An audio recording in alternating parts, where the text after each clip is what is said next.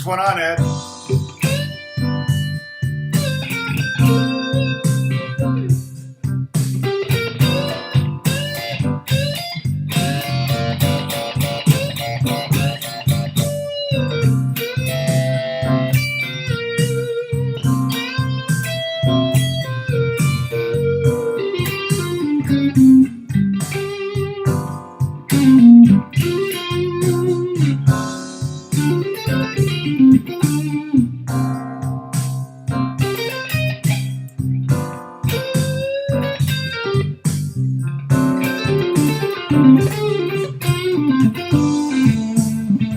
Tex Haynes, happy Cyber Monday.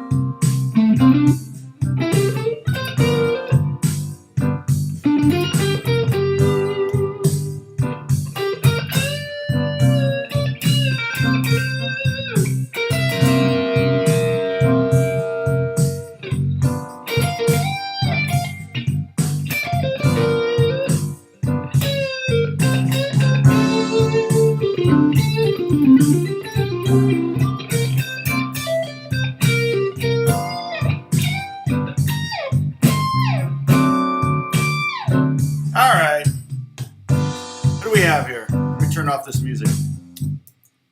Hopefully the balance is okay. John Kennedy, good to see you. Tex Haynes, you're new. I haven't seen you before. Jim Horst, good to see you. Ed Bruce, got the admin in the house. David Sillers. Who else? Looks like I got. Oh, AJ's here. Good. Move this microphone before I smack it with my guitar. That would be bad. So we just got 12 on right now, so I'm gonna hang out for just a little while and get started with this lesson. We're gonna just do review. I mean, not review, but we're gonna continue on this lesson one more time, and then we'll do the last installment of this series of the 3 pentatonics for blues. And again, the premise of this series is that you could feasibly, if you want to, play a different pentatonic scale over each of the chords. And that's what I was just doing in each of the chords of a blues scale. And I'm just going by a basic blues scale in the key of G with 3 chords. We have G7, C7, and D7. None of these 3 chords are in the same key. So they do present kind of a dilemma in some ways. And we attack that dilemma head on. Hey, Holly. We attack that dilemma head on with the Mixolydian scales. You couldn't be any more inside a 7th chord than by playing a Mixolydian scale over it. And so when we changed and did different Mixolydian scales, but I felt like after we did that, I felt like I got a little ahead of ourselves. And I felt like, I should have just done pentatonics because it's 5-note scale a little easier than a 3-note scale. And there's other scales like, over the G minor, over the G7, we could do multiple different things. Over the C7, we could do multiple different things. These are just some options, and really the main goal here is to get you to maybe get to that point where you can change scales mid-stream or mid-phrase. And that's one of the more difficult things to do. And really what I want, in fact, today what we're going to do is we're going to do snippets, but now we're going to do snippets over 2 chord changes. So like we have G7 to C7 if you look at the blues progression, we have bar 3, 4, 5, and 6. It's 2 bars of G7 and 2 bars of C7. So if I bracket those 4 bars, then let's see.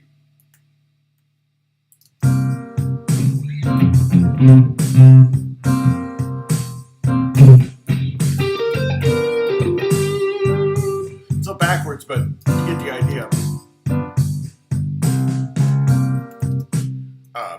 Dun, da, dun. The piano's going to betray a different chord, but anyway. But it's nice having the 2 bars. So probably what we're going to do is a snippet, maybe, let's see. Maybe like just, I could even do a 1 string. Like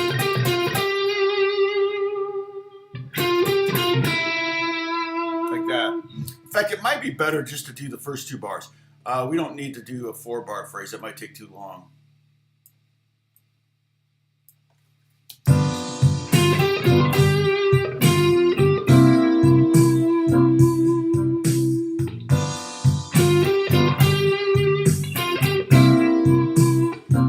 that's a way of playing a very little piece of the G minor pentatonic and then telegraph or go right into the G minor 6 pentatonic, or as Holly and I call it, the G meth pentatonic.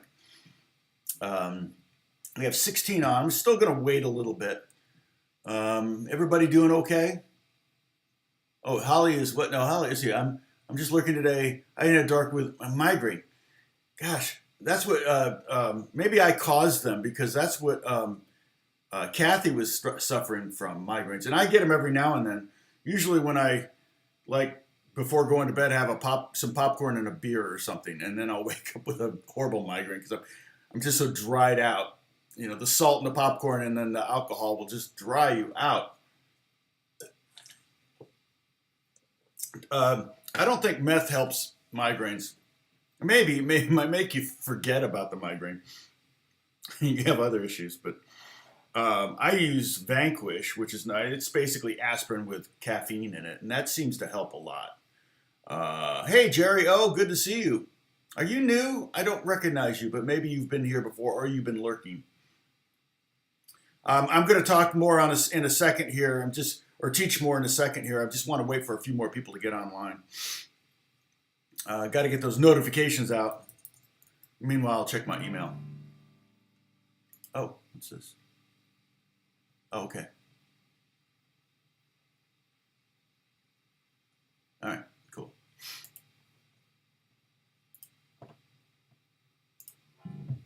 That was my publisher. Not really. My publishing administrator. Hey, happy 96. I figured that was you, Mr. Benny. Oh, cool. Well, that's awesome, Jerry. Darren Sprinkle's in the house.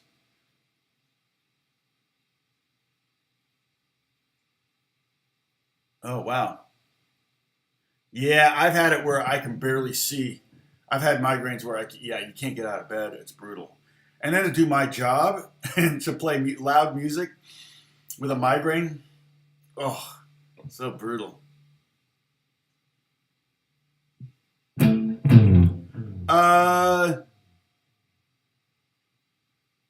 No, I haven't seen it. I think I saw you sent that Benny. I think I saw it. I can't remember.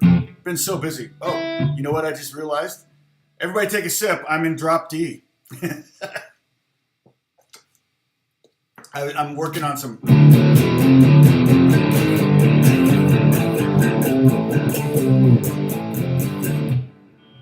So I'm working on some metal stuff for TV. Let me grab a tuner. There's a tuner. Always look. You know what? I can use this. This little guy kind of works. I don't really like this guy. What kind is this? This is the Diodario. I mean, it's cool, but it's hard to see unless you put it in the exact right spot. Like, it's kind of cool there. I mean, I don't know why you need a mini tuner. Oh wait, now I got to start by tuning up the low E string, and then everything else will be out of tune. And that's just because I have a whammy bar. So when you tighten one string, all the other strings go looser. So when you have a whammy bar on a guitar, it's going to take you 2 or 3 rounds through the strings to get it perfectly in tune. That's just the nature of having a guitar with a tremolo or a whammy bar. This is more whammy than tremolo. I can do dive bombs on this thing. Most Strats have like what I would call tremolo.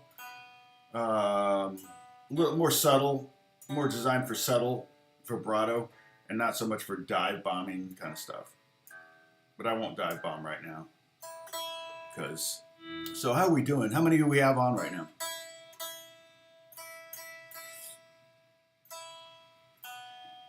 Hey Jerry, where are you located?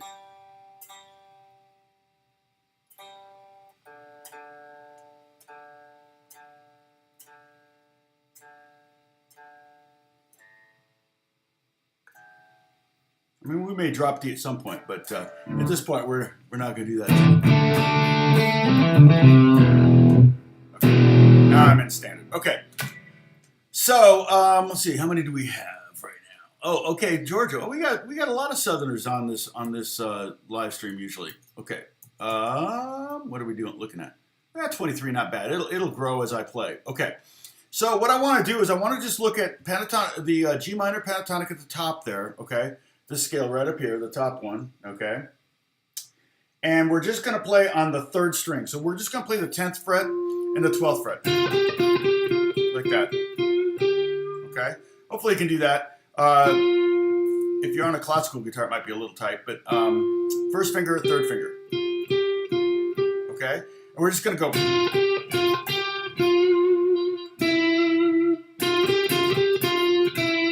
Everybody get their guitars out. I don't want to see too much chatting. Okay? So here I've got the jam track set to just go G to C. G, C, C.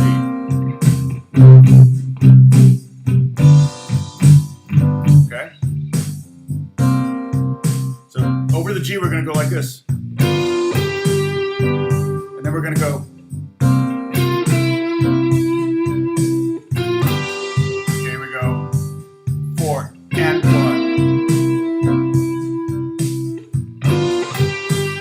3, 4 and 1. 2, 3, 4. Okay. 4. There we go. 3, 4. Okay. And what we're doing is we're going from the G minor pentatonic to the G minor 6. That's the note in the G minor. That's the 6.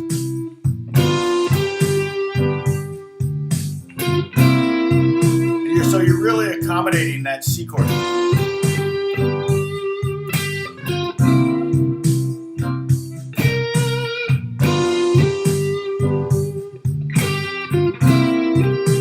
Do that. F, G, and then E, G. F, G. And then we're going to the G minor 6. See that? Now what if I stayed on a G minor pentatonic?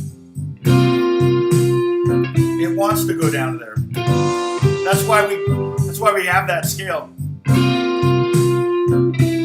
Because of that E. The E and the C chord wants to be played. That F rubs up against it. It's like that dissonance there. Let's do something a little more musical.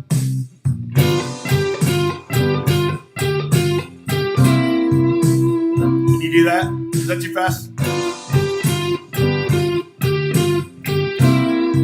Oh, Gary's back. Caleb is back. Or Calco. You don't have to go staccato, and I'm muting with my right hand. I'm muting with a pick. You could go.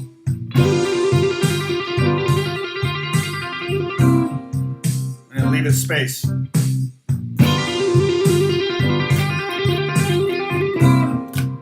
Jimi Hendrix would do that.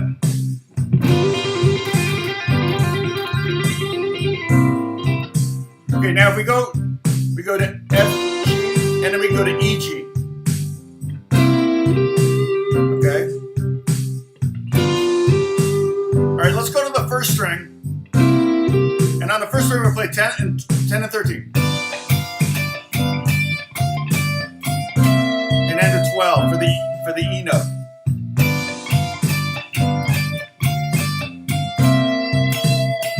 So we're doing G minor pentatonic to G minor 6 pentatonic, and that's the main note right there in G minor 6 pentatonic.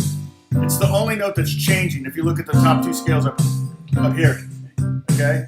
Let's see if I can point my fingers like that. Okay, see those top 2 scales? So you notice the only note that's changing is the F is an E now. You can just play F to E. Play F over the G chord, which is great because it's the 7th. And the E is great because it's the 3rd of the C chord. So you're playing one of the guide tones in each of the chords, right? Remember the guide tones of the 3rd and the 7th of any chord, of any 7th chord. Those are called the guide tones. I can play them like this too. Well, that would be G minor though. G minor 7. Remember we were doing the tritone. let's not worry about that. Let's get this, that F note to the E.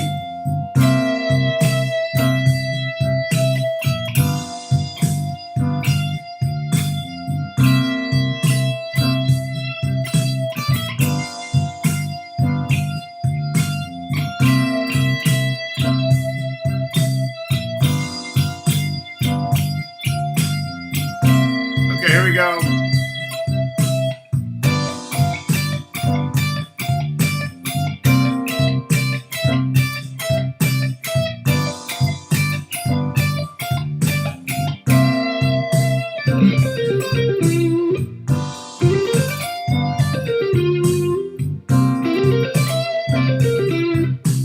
Okay, let's try that little snippet.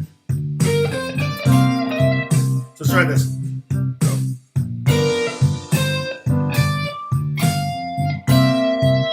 So what I'm doing is a second string, 11, 13,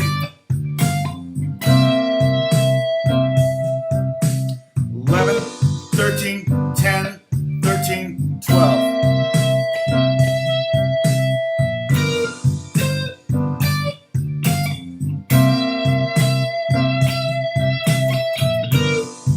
So that's almost outlining the entire G minor scale, and then here we're G minor pentatonic scale, and then we're going to that sixth. It's kind of an interesting little sound. It's basically, if I play, so when we play this little snippet of the, oh, we're getting up there, 26. Okay, cool. Everybody keeps showing up. If I play, starting on the B flat of this, on the second scale here, okay, I gotta see if I can point to it. Oh, look at that, I did. And I gotta get my hand closer, there we go, and straighten my finger out. It's so hard to do. Okay, I couldn't be a weatherman. If you look at the top two strings of that, okay, that little like little diagonal thing, you can play it with your second, fourth, first. That's a whole tone scale. That's part of a whole tone scale. Meaning whole tones, whole steps, or major seconds. That's all that is in that scale. C to B flat is, B flat to C is a whole step. C to D is a whole step. D to E is a whole step. So if I kept going, you'd end up with a whole tone scale, which is actually a 6-note scale because you eventually go to an octave within 6 notes. And they often use that scale in, well, back in the day they would use, it'd be corny today I think, but they use it for like dream sequence. You know, in fact, you can get a whole tone scale if you just take this little, or like, if, I remember when you just move that little triad, that little dyad up 2 frets and you get whole tone scale. You can do it. Right? Okay, but it's kind of cool because it's just like this, and that much of a whole tone scale occurs naturally. If we were playing a B flat, don't take a sip, celebratory sip. There won't be a quiz on this.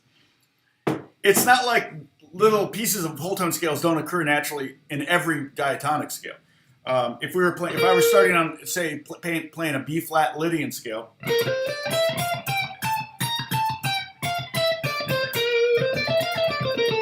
It starts out with three whole steps, and then it finally goes to a half step.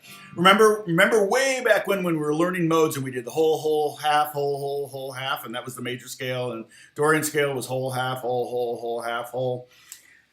Well, that's what the whole stands for. The whole is a whole step, 2 frets on the guitar. And so if you had nothing but whole, that would be a whole tone scale. Does that make sense? Okay. Hey, Romero, good to see you. Romer. So many exotic names on my stream. I love it. All right, so let's see. Let's find an. So let's just play this minor pentatonic. This much of it though. This is the G minor pentatonic, not the whole tony one. That's the major. Sorry, that's the minor sixth. So we played. We got that B flat there. So 11, 13, 10, 13. Play that with me. 11, 13, 10, 13. Okay? And then we're going to play 11, 13, 10, 12.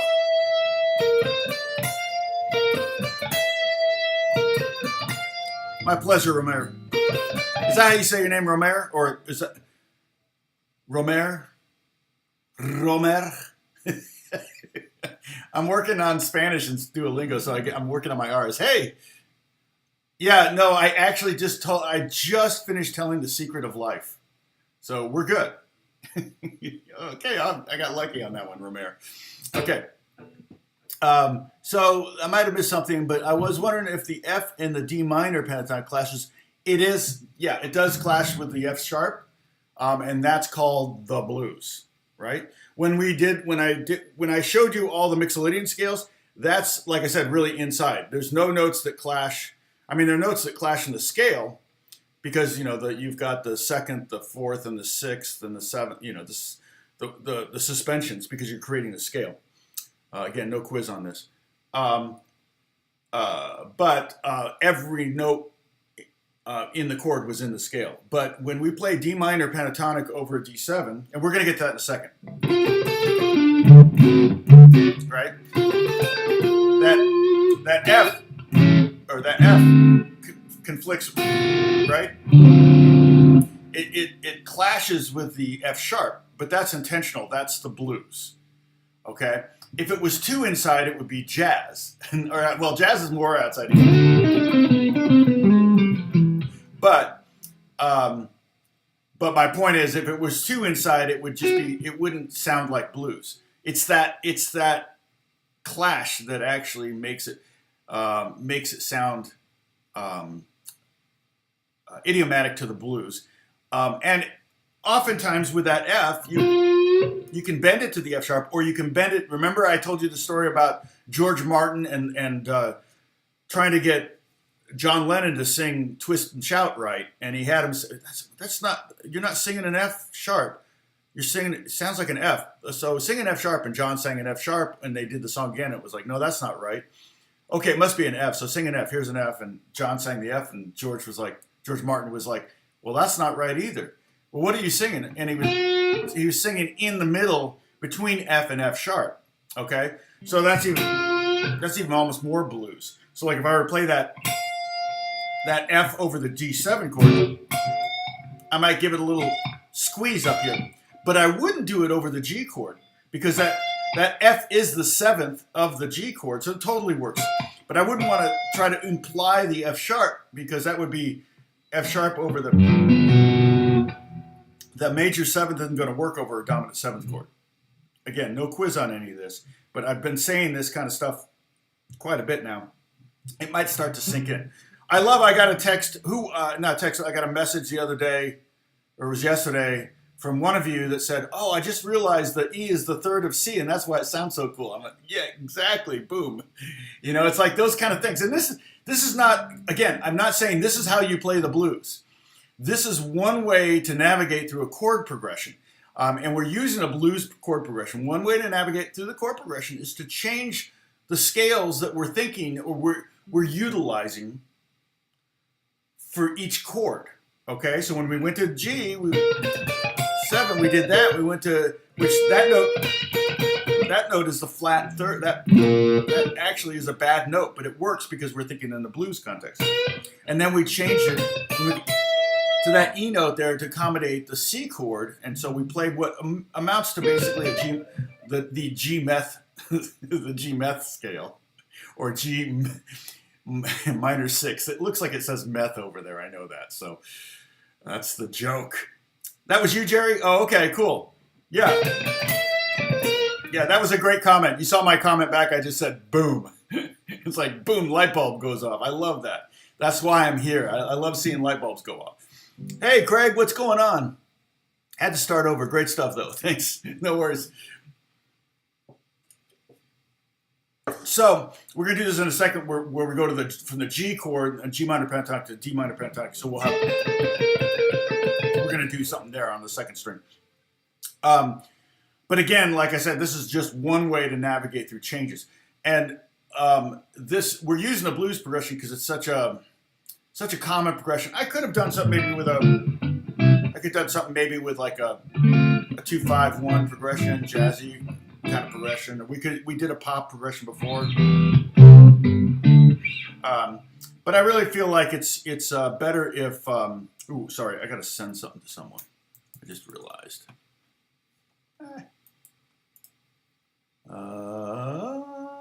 I created this hook.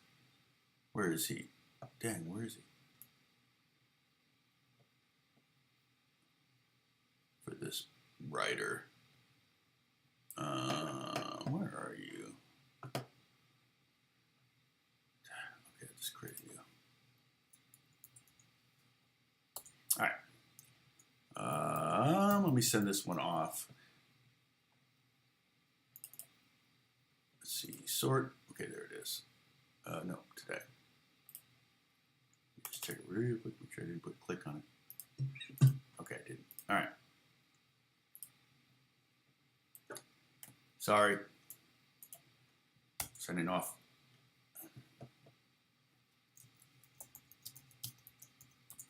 All right. So kind of what I do with my day. Write hooks. Get them out there. Okay. Well, we're at 29. Not bad. What did I just do? No. Cancel. Why did it? I almost said exit stream. Oh, whoops. Okay.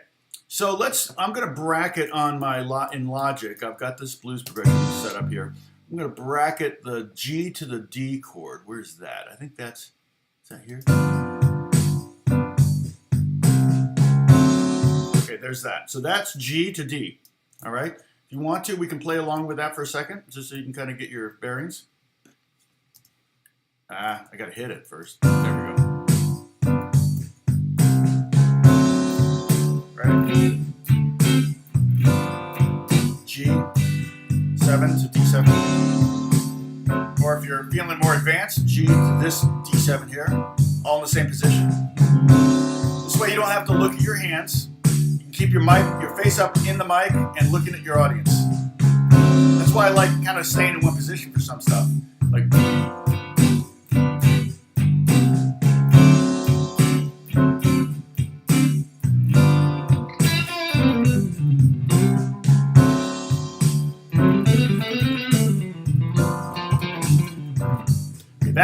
those are Mixolydian scales. Okay, so play this.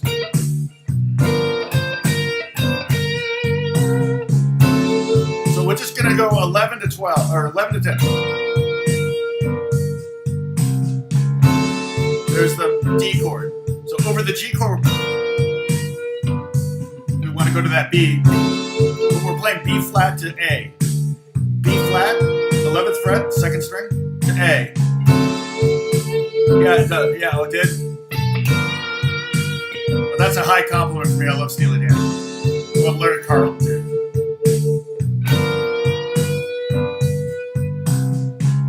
If you want to try to bend that B flat up to B. Now let's go B flat to C. A to C. B flat to C. From the first shape to the third shape down there. G minor pentatonic to D minor pentatonic.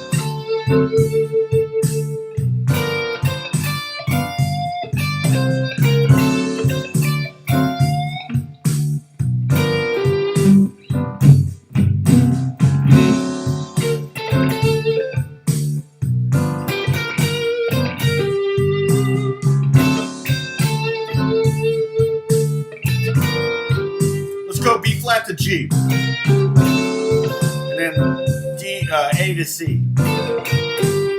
Okay.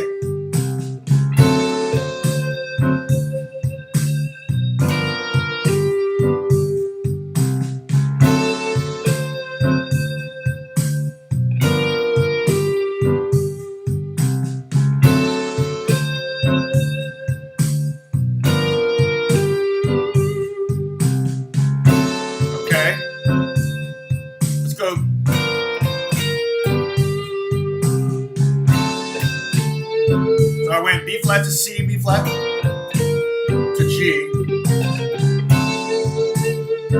We can do this too. If you got electric,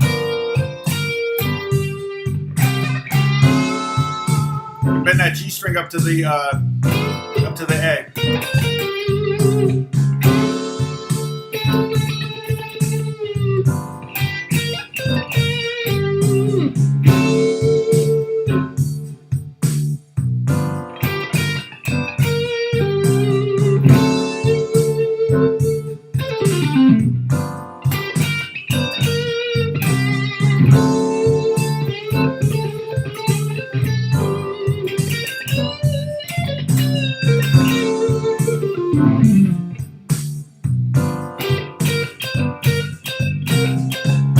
That's the change, okay? The thing that's happening, the thing that I'm trying to kind of hammer home here is that we're making what I would call a very subtle change. We're taking one scale, and we're one 5-note scale, and we're changing one of those 5 notes so that we have a new 5-note scale, and that one works as well.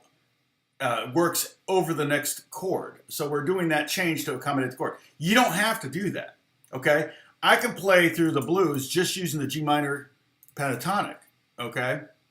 I might want to play a blues note every now and then, but basically...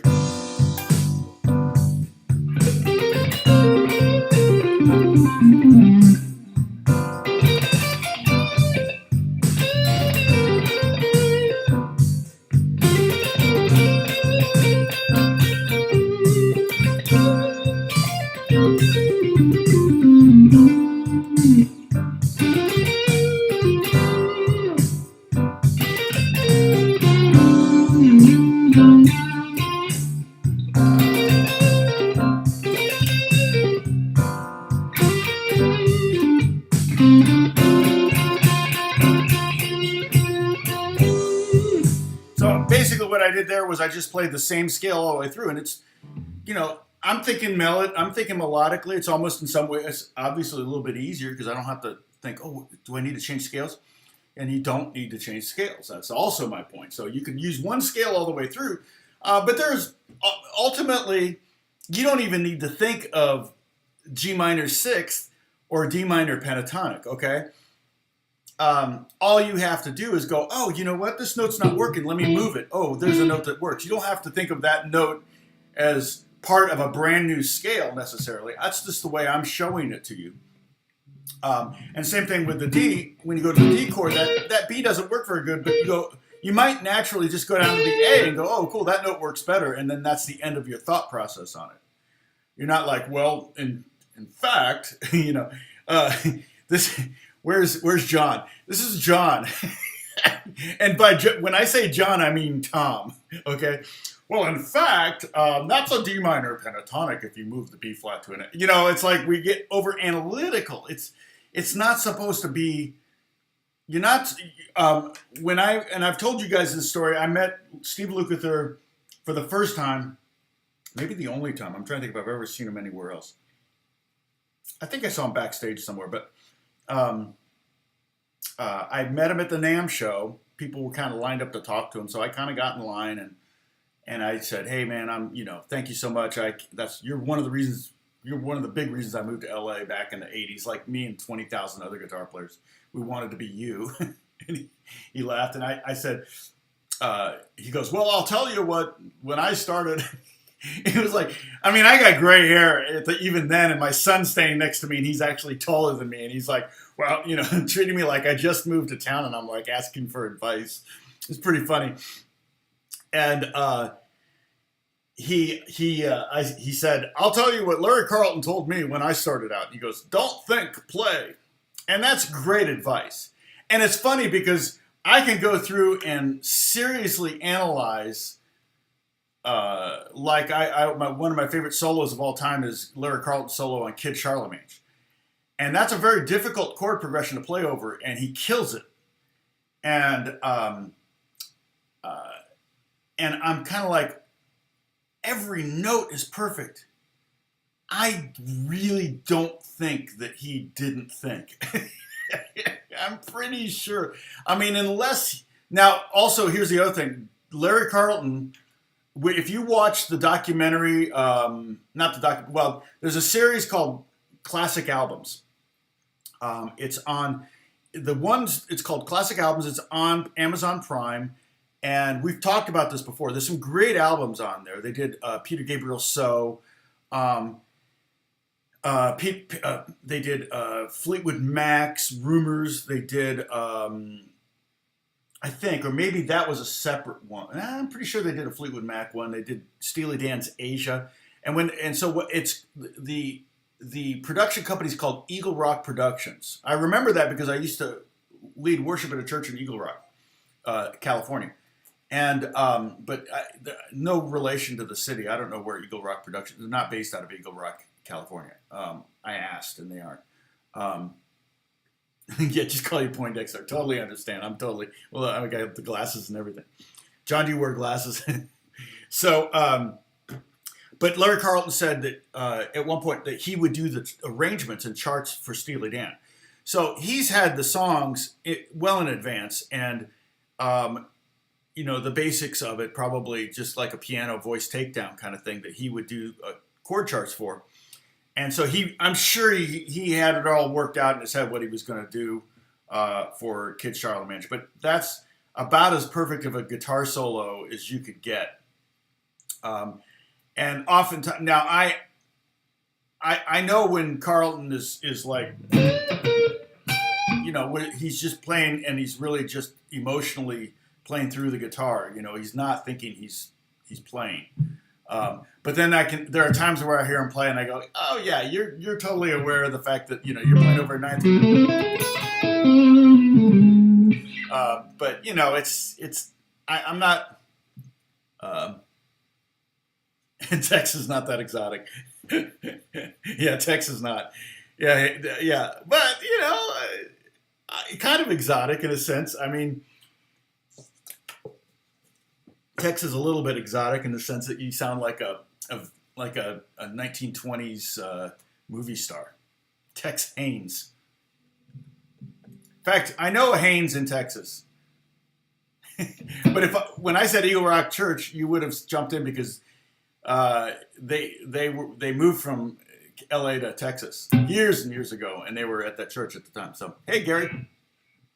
Oh, I have most of Larry's, especially his first 5 or 6 solo records. I have them all. Oh yeah, I have heard that. Yeah, he's a great player.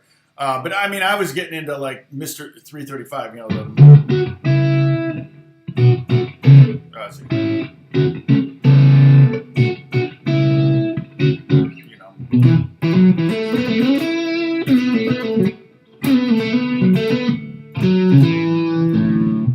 Yeah, no, his playing is just, it was sublime at the time, and it was really almost made me want to quit playing guitar. It was like this, quit playing guitar or move to Los Angeles and try to do it too. It was I went with move to Los Angeles part. So, I probably should have just quit playing guitar.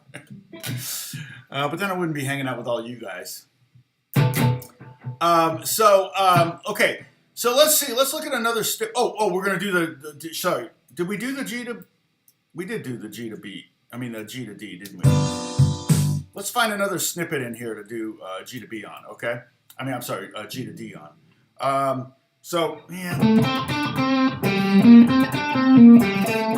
Yeah, let's play it down here. It's kind of a fun little snippet. And it's the same one we did down here. So, it's just a little woodier sounding because the strings are shorter and fatter. But we're going to play 10 on the 5th string, 10, 13, 10, 12. And there's our snippet of the G minor pentatonic. Okay? And like I said, I would hear...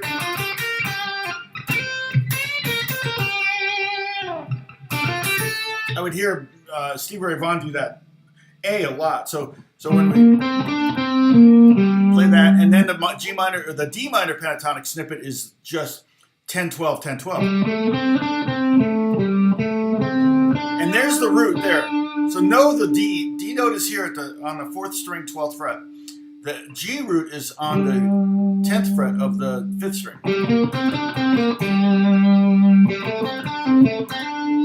Okay, so we could just play.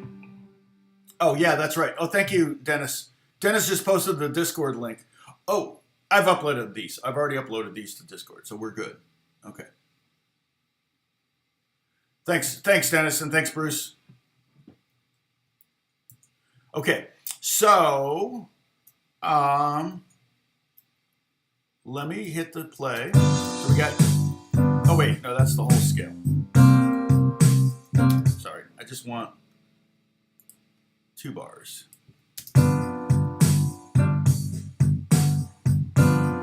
Okay, one more. Here we go. There we go. Back down. Okay, so just 2 chords. We're just doing basically bar 8 and 9 of the blues, or the last 2 bars. You can think of it as the last 2 bars also. So play the G. There's the root, and here's the root of this chord.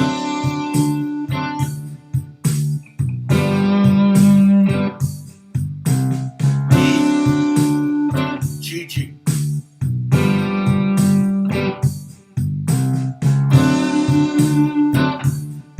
Okay.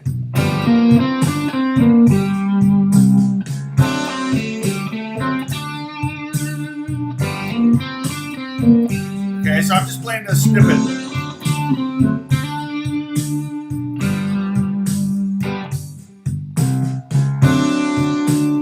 So go G, B flat. And then go D, C, D, C. Do that again. Here we go.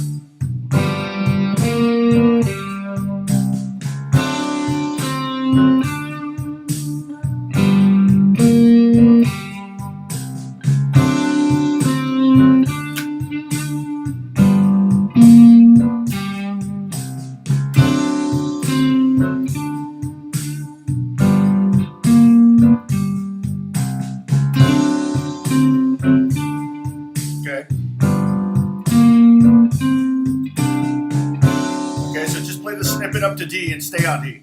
G, B flat, C, D, D.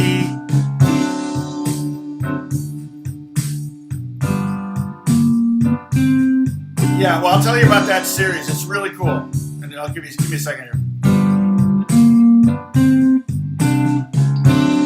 Yeah, they did Goodbye Yellow Brick Road, which is a good one, by El John. I think they did Dark Side of the Moon.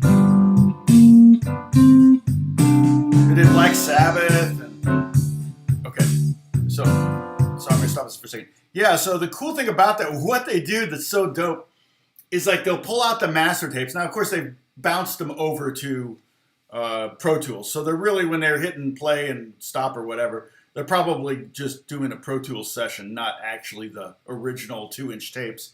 In some cases, there would have been 2 or even 3 2-inch reel-to-reels slaved together, depending on the record, you know, how many tracks they were doing. So that'd probably be too much of a pain to set all that up. So but long ago, on most of these major important records, they've transferred it all to digital. So, but they bring, you know, like the engineer back and the artist back, and they're listening to these things, and they have it all laid out like they had it on the record. So they even got the tape down on the console, and they go, well, let's listen to, like, the most amazing thing to me was on Steely Dan Asia, they were having a hard time getting someone to do a good solo on Peg.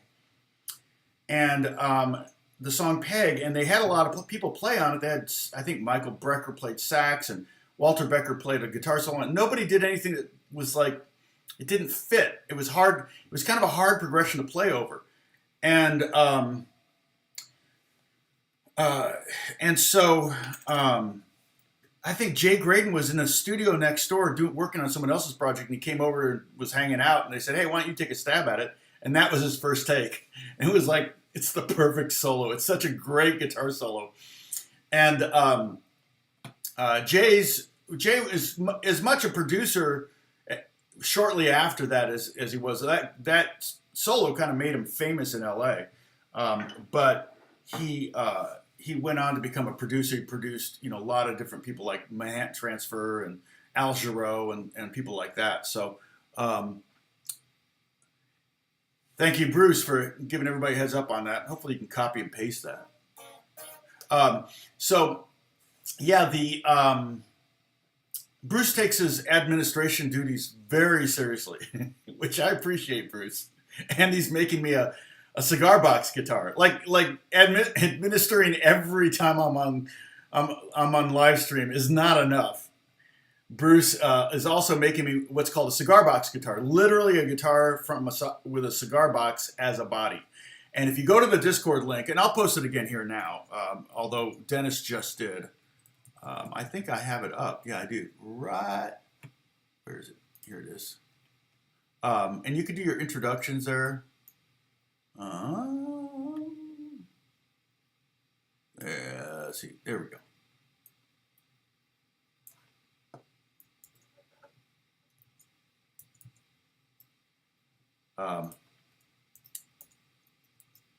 But what's really cool is that in that documentary series, the classic albums, is they've got tracks that are muted that they didn't end up using. They're like, well, what's on this track? Oh yeah, that's the solo that so and so did. Yeah, we didn't like that one.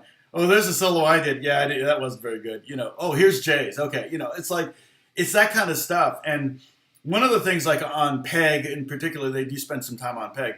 They're also interviewing Michael McDonald, who sang on Peg. It's him going Peg, but he's having to sing like whole steps and minor seconds with himself. He said it was one of the hardest sessions he'd ever done, and it was like, and they're very particular about what vowel he uses to say things. And I was like, you're kidding, right? Because Michael McDonald, you know, you're gonna go through, oh, you know, you can get that sound, and maybe they were kind of instrumental in helping him find that sound. But hey, Guillermo, good to see you.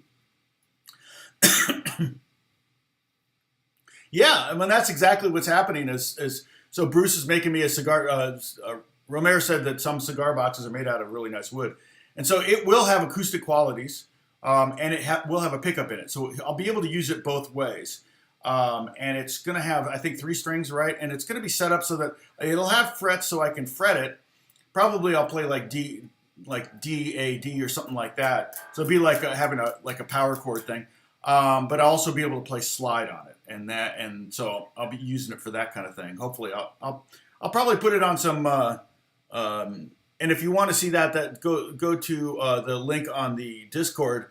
Tom's, I think Tom's guitar CG. Tom's CBG build, cigar box guitar build. So if you click on that,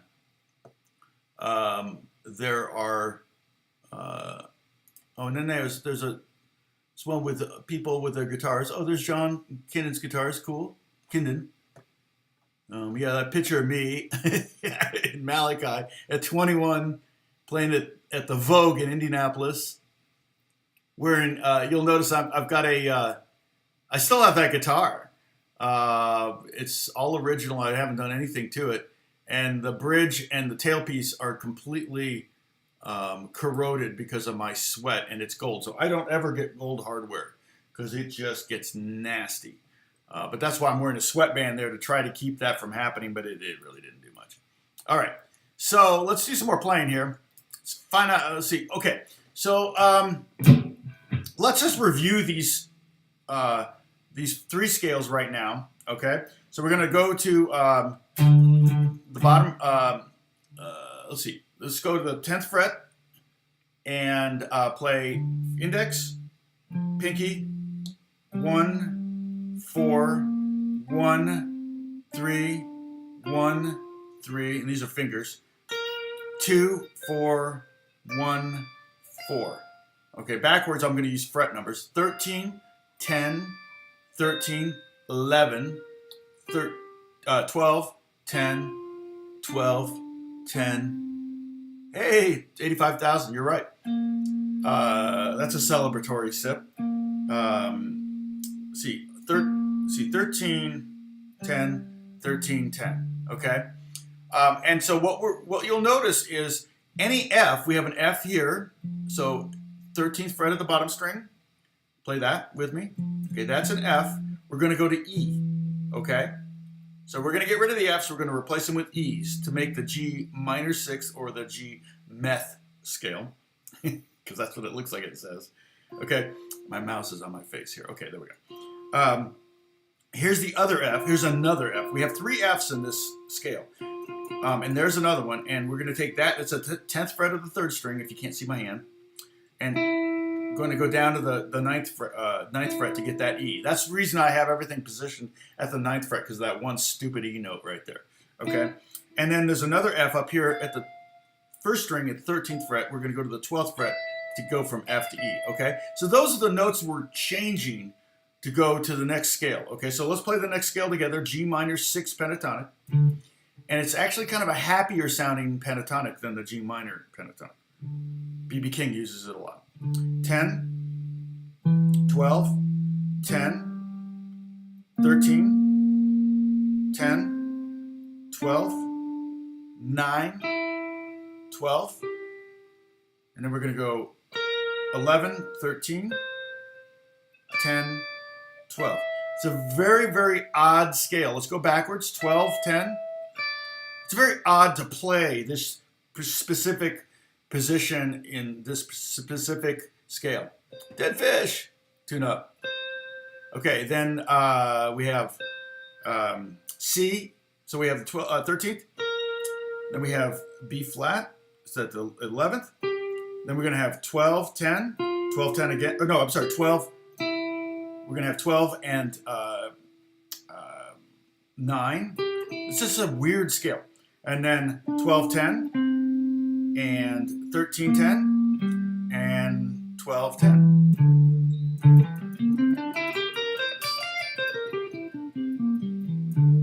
Okay, and let me check my tuning. Dead Fish says tune. We'll see. Good. Yeah, a little bit off on it.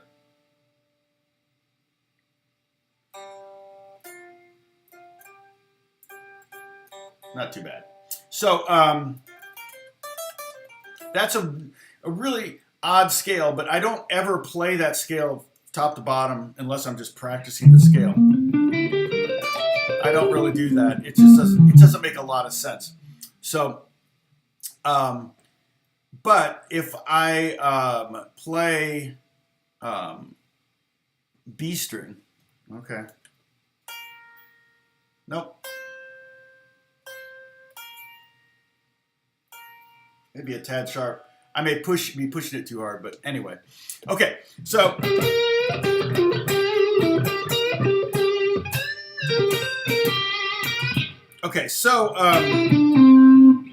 now the next scale is the D minor pentatonic, and let's look at on the G minor pentatonic. We had 2 B flats. So we have a B flat here at the 12th or 13th fret, and B flat at the 11th fret of the 2nd string. So 13th fret of the bottom string, okay, and the 11th fret of the 2nd string. Okay, those are our 2 B flats. We're going to take those down to A's. So we're going to take that 13th on the 5th string down to the 12th, and we're going to take that 11th on the 2nd string down to 10. Okay, and so we're going to come up. The scale now is one we know and love. It's probably the first pentatonic you ever learned, the D minor pentatonic. Okay, so we're going to play 10th fret, 13, 10, 12, 10, 12, 10, 12. Sorry, 10, 13, 10, 12, 10, 12, 10, 12, 10, 13, 10, 13.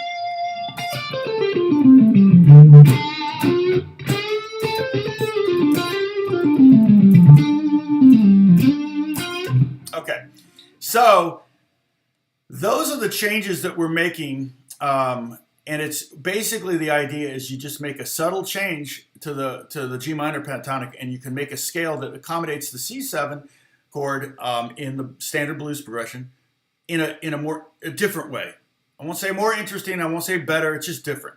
But it is sweet to hear that E natural over the C chord. Okay, and then same thing with the D. The D7 chord.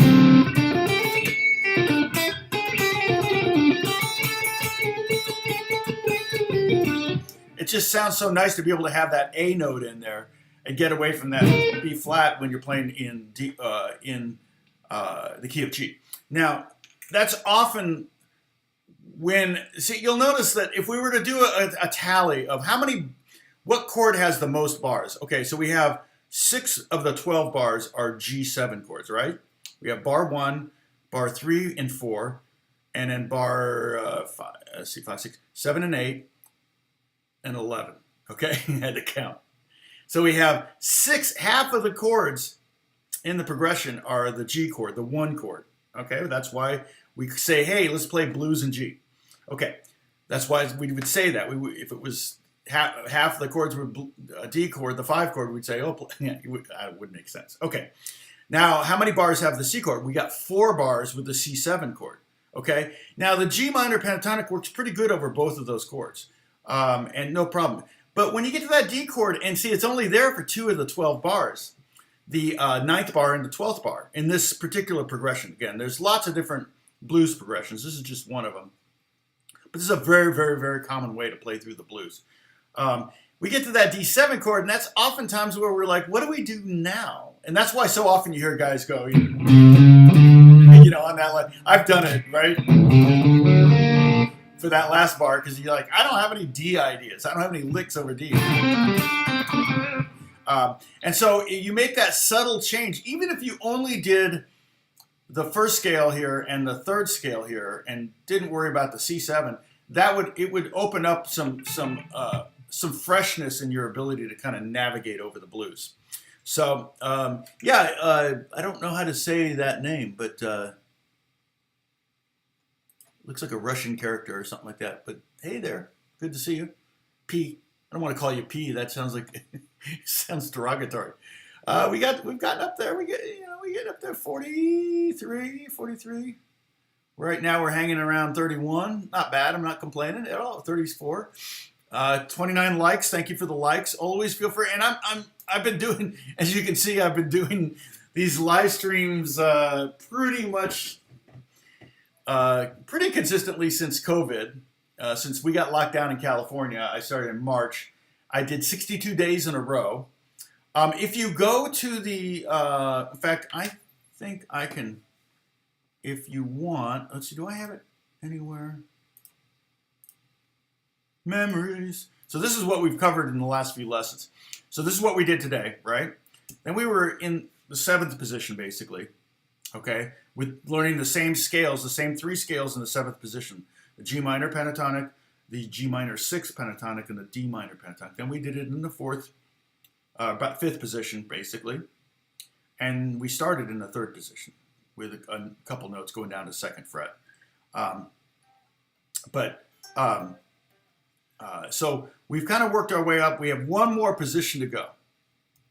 Okay, I'm gonna do it on Wednesday. Okay, so I have to create new diagrams. I haven't created these yet. So I'll create them, and we're gonna be up here. And I apologize. You could put. I may go ahead and teach them to you and open if you're playing acoustic or classical guitar, because the classical you're not going to be able to get up here. But if you got an electric guitar lying around, then I would advise picking that up. So we're going to be doing D minor. We're going to be doing G minor pentatonic. We'll be doing pentatonic number 4. So we'll get to review that. The G minor 6. So we'll make the adjustments to G minor pentatonic and get it to the G minor 6. And then we'll do D minor pentatonic, and that will be pentatonic number 2.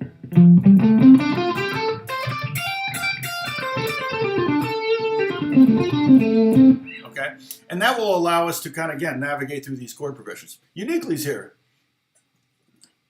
Hey, Gary, good to see you again.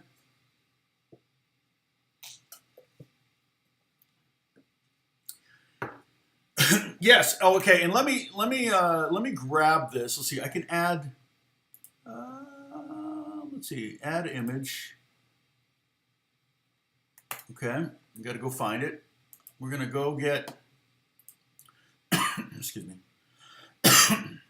Oh man, I slept with my eyes open last night.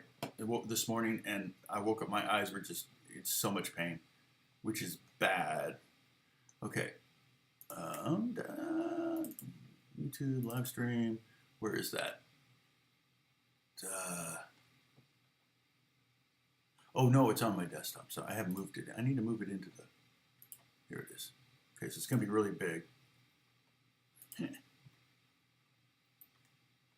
It's kind of where we're at. This is pretty much updated. All right, you don't need to see my face.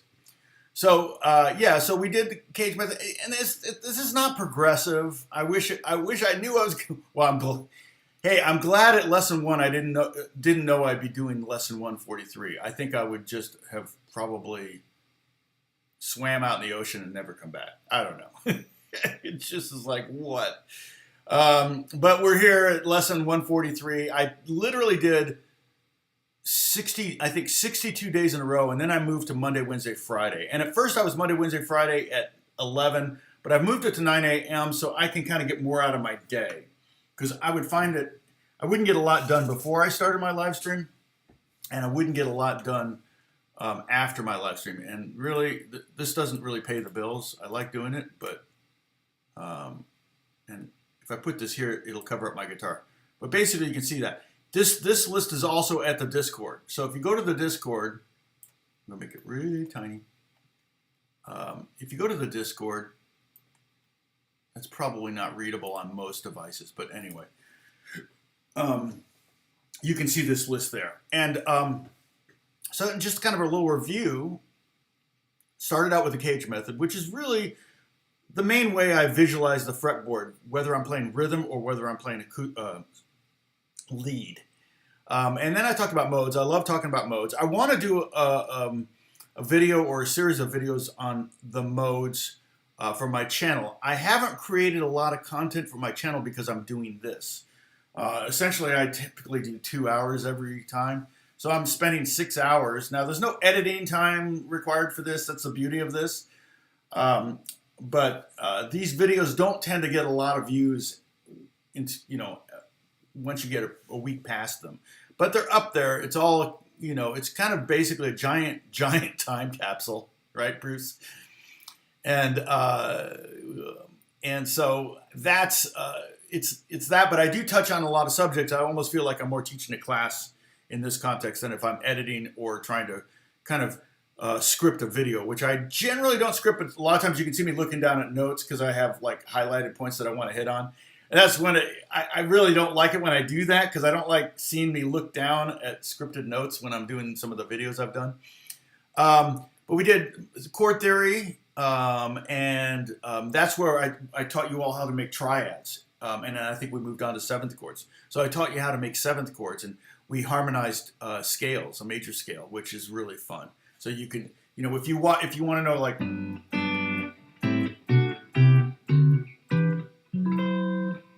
I don't know if we did specifically that, but oops. But stuff like that. Then I did I got asked, you guys wanted me to do some finger picking lessons. So we did some finger picking lessons, and I kind of based a lot of them on the Carcassi method, which is a classical guitar training exercises that work your right hand. And so there's that. And then, and that's where you're at, right? You're interested in finger picking, so you started there. Okay. Yeah, and you can talk. Yeah, finger picking is, and so yeah, I think you said lesson 30. You said lesson 30. Yeah, so you started there. So I talk about that for, it looks like what amounts to 13 lessons. Then I did blues basics. I think we were in the key of E for that. And I did show you the G. In that case, it was E minor pentatonic, and then the E E minor 6 pentatonic. So we actually touched on that back in blues basics, and then we talked about strumming and grooving. We did, and I'm kind of thinking, I have a hard time. I think a lot of you have both acoustic and electric, but I'm visualizing most of you sitting here with an acoustic, even though we're doing like blues stuff. But I could be wrong. Yeah, I talked about dad-gad tuning a little bit, which is really kind of what kind of started to blow up my channel.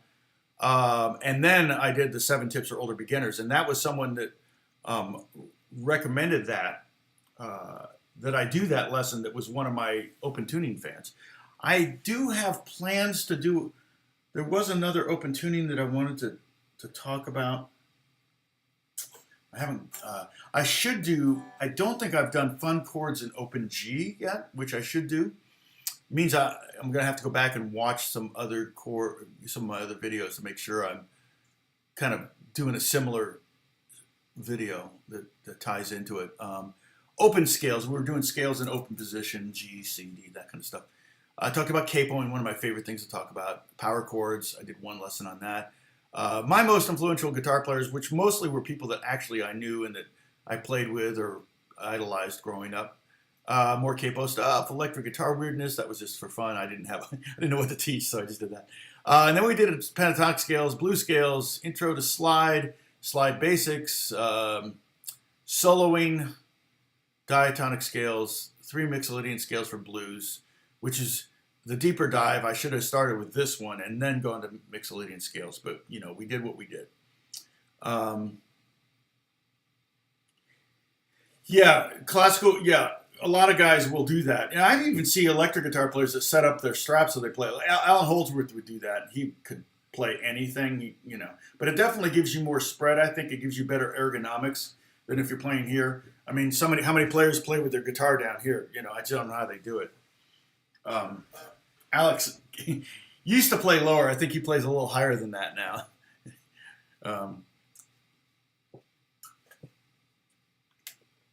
Let's see. Okay, so let me delete that. Is that image? What's that? This one? Yeah, I'm going to delete that. We don't need to see that now. All right. So let me play a little bit again over this progression, over the blues, using these scales so you can kind of see them in practice. I'll try to tell you what I'm doing as I'm doing it. Okay. I'm gonna have to highlight all this. Here we go.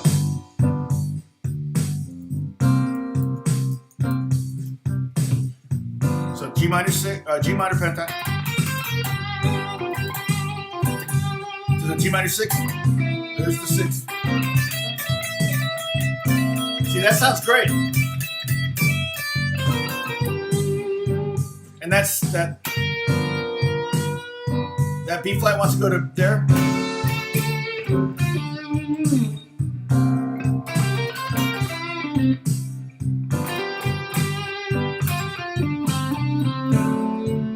Just timed it so I ended on that A.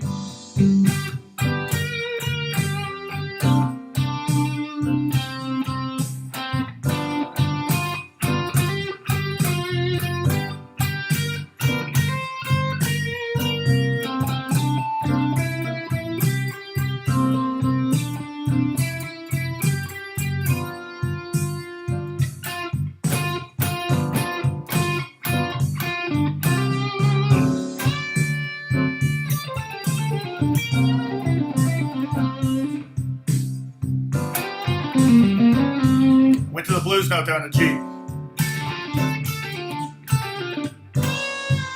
Here's a nice blues note. And I'll do it again.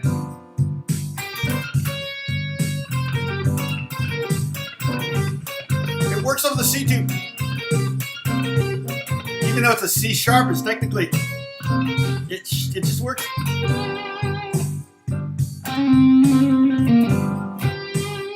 Go to the D, just our favorite pentatonic, and the weird one, our least favorite pentatonic. Oops. There we go. I got turned around on the turnaround.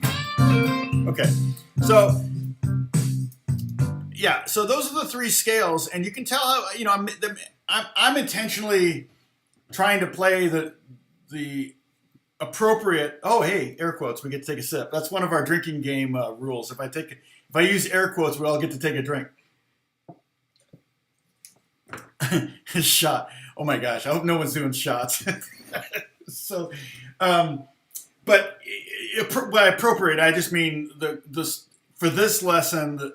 I'm basically trying to play G minor pentatonic over all the G7 chords, G minor 6 pentatonic over all the C7 chords, and D7 pentatonic. I'm sorry, D minor pentatonic over all the D7 chords. And so that's the thing it's the only problem is I feel like if I can't just let so you can download this jam track. Let me pull up the jam track, okay? Because I have it set at 80 on this. I uploaded 80. This is currently at 70.35. And I did that to try to avoid copyright strikes that keep happening on this stupid blues jam that I literally wrote myself and recorded. I mean, it's just the standard blues. You can't copyright that. And yet, yeah, I've got 2 claims on it. Well, one went ahead and cut it out, which is cool. YouTube gives me that option. Okay, so I think it was the last video I did. Yeah, the last video upload. Like I said, I'm not really uploading a lot of videos now, but here's a G blues jam track. But this is at 80 beats per minute, so it's a little faster. But this, you can practice changing these scales. And what I would recommend doing is go into the Discord if you're not, if you're not already a member. We've just posted it a couple times up here. I can do it again in a minute. Or Dennis can do it too. But you could grab all of these images, these scales and stuff I've uploaded. I'm trying to point to them. I've uploaded to Discord. So you can grab them, pull them down, put them in your own Word document in any order you want, and you can practice.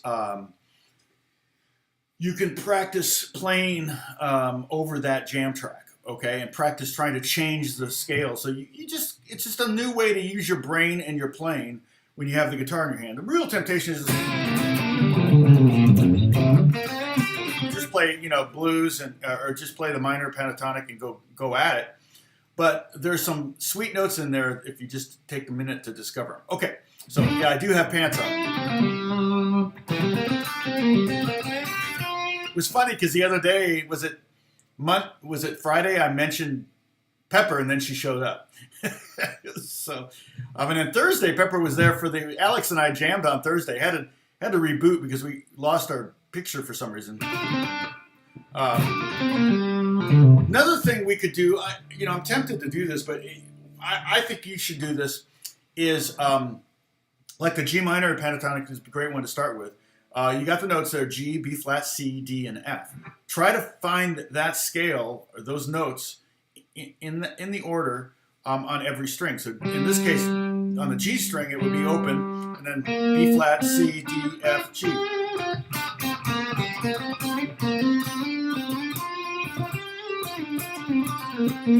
Okay. If I do the same thing on the D string, okay, start on D. So we're still playing the same scale, but I'm going to start on D. D, F, G, B flat, C, D, F. Okay. Oops. And then if I start on the A string, there's no A, so I'm going to have to start on B flat. And I'll tell you why in a second. But here's C. If I start on C in that scale, C, D, F, G, B flat, C, D. It's a great exercise. Several reasons. One, you're going to help you learn your fretboard, which is the most important thing. One of the most important things you can do as an electric guitar player in particular. But I think as a guitar player, it's really good to know where every note is on the fretboard. That allows you to analyze things that you're playing and go, oh, what chord is this? D, F sharp, and A. Oh, that's an D sharp chord.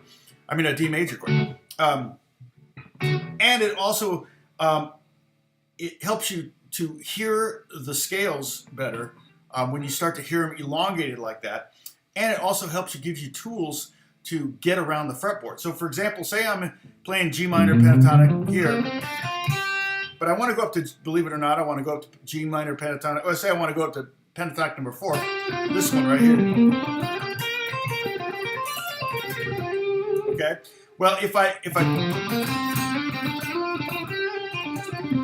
I know the strings individually, how to play the scales on the strings, I can use the string as a tool to get me up to another position on the fretboard. And it's musical, right? I could go like that. That's no problem. But consequently, I can do it down too. Let me show you. I'll play only on the G string. I'll play over the blues, and I will change the scale to.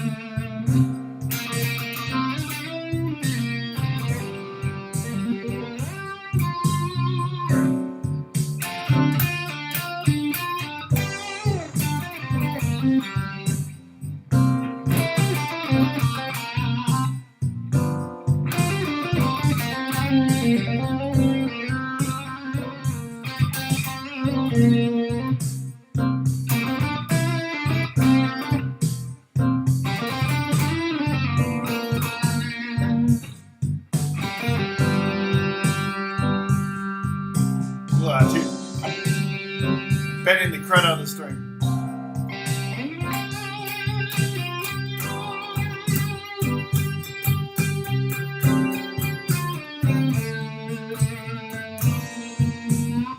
You see that? Isn't that cool? I mean, it's almost in some ways, it's almost easier to come up with good ideas on one string. It's like you're playing a one-string guitar. What could be easier to play than a one-string guitar? That's what you just got to think.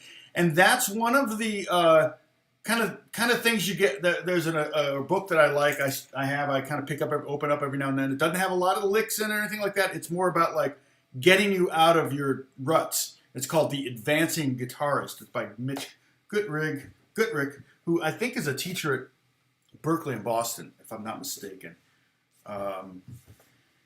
You know, and and that's one of the tricks he gives. He would say, "Oh yeah, play only the D string and the B string," you know, and try to make, you know, non-adjacent strings, because so often we do all our licks are like.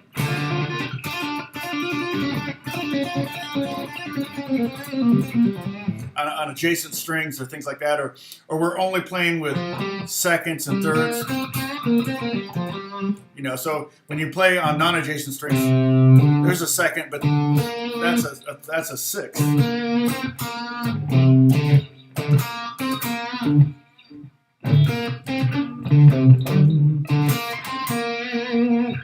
And so you're going to create more interesting things, or give yourself new ideas. Heck, if I was in a blues band now, I would probably hopefully not make it obvious, but play, you know, because playing in a blues band is hard, because you end up, if you're not a real blues aficionado, you end up using up all your blues licks in the first song, and you've got like 15 songs to go, and you're like, uh-oh, I'm in trouble. So probably what I would do is I go, okay, tonight when I solo over the song, I'm only going to play on the A string and on the G string, and that's it. For this solo, for this song, and it'll force me to not play something that sounds like something I did on every other song. And so the next song, I'll go, okay, I'm only going to play above the 15th fret on this one, or I'm only going to play Mixolydian scales on this one, or, you know, that kind of thing. So I would, if I were in a blues band today, I might approach it that way, so that I would trick myself into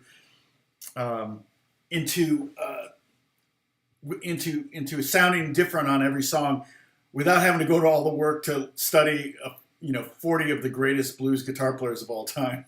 That's how you should do it.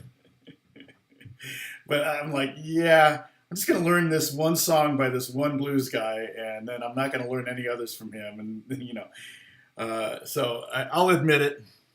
Yeah, exactly. Be more creative, or at least forcing yourself to be more creative, you know. That's often a good way to do things. I mean, I can do that with writing too. You know, writing. English teachers or writing teachers have a lot of tricks, a lot of methods that they can get you to like get away from this same, third person narrative or whatever. What I don't know, writing forms. Yeah. So let's see what else is going on. Anybody got any questions or any requests? So we got one more. We've got one more position to do. Probably spend 2 lessons on it. and then maybe do a review lesson so that's Wednesday, Friday would be the next position, and then maybe Monday would be review. Does anybody have any suggestions about what to do next? I know Benny said something about drop D. I don't know how. I could do one lesson on drop D, but I couldn't come up with 10 lessons on drop D. There's just nothing. There's not enough there. There's no there. So any suggestions of maybe an area where we could talk about? I mean, I could. 39. Wow, cool. And thanks everybody for watching. I appreciate it.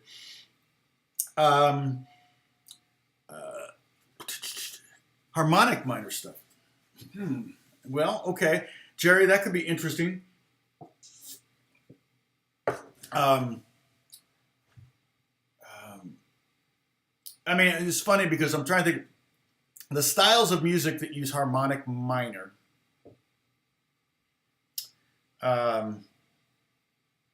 Flamenco guitar, flamenco music,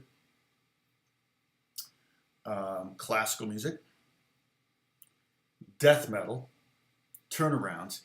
Holly, I would have to do homework on that, see? Oh, in depth with Dorian? Well, we could maybe go more in depth with Dorian mode. It's been a while since we heard a story. I know, I'm out of stories. Who's actually living life and getting out there to have any stories? Like, I'd have to leave the house to get a story. I can't. There's nothing happening here. So, let's see. You said for D minor chord, what pentatonic can I use for the minor chord? The minor pentatonic is perfect. So that D minor pentatonic right there works great over the minor chord. It actually doesn't work over the D7 chord, but that's why it sounds bluesy, because it's not quite fitting. So a D minor pentatonic, a minor pentatonic is perfect for a minor chord. Do you have any exercises for the left hand fingers for positioning the finger next to each fret each time you touch the string? I'm not sure I understand. Exercises for the left hand fingers for positioning the finger next to the fret each time you touch the string. Huh. I'm not sure. Oh, Bob had a good point. Repeats are okay for newbies. I guess that's true. I always think, oh, you can go back. That's kind of why I put together that list if you want to. Double stops, that's interesting. We've talked about that.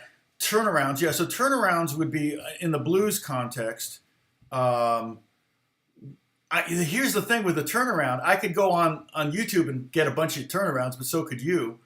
And then what would I do? Just teach a turnaround per lesson? I don't think I could it wouldn't take me but 10 minutes to teach you a turnaround. But that's not a bad idea. I mentioned it before. That's why I think it's not a bad idea.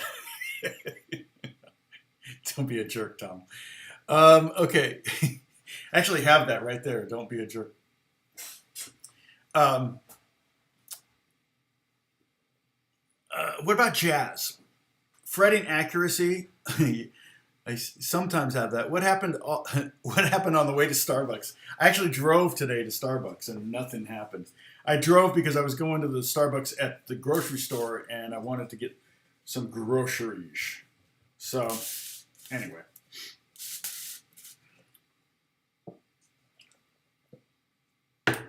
I'm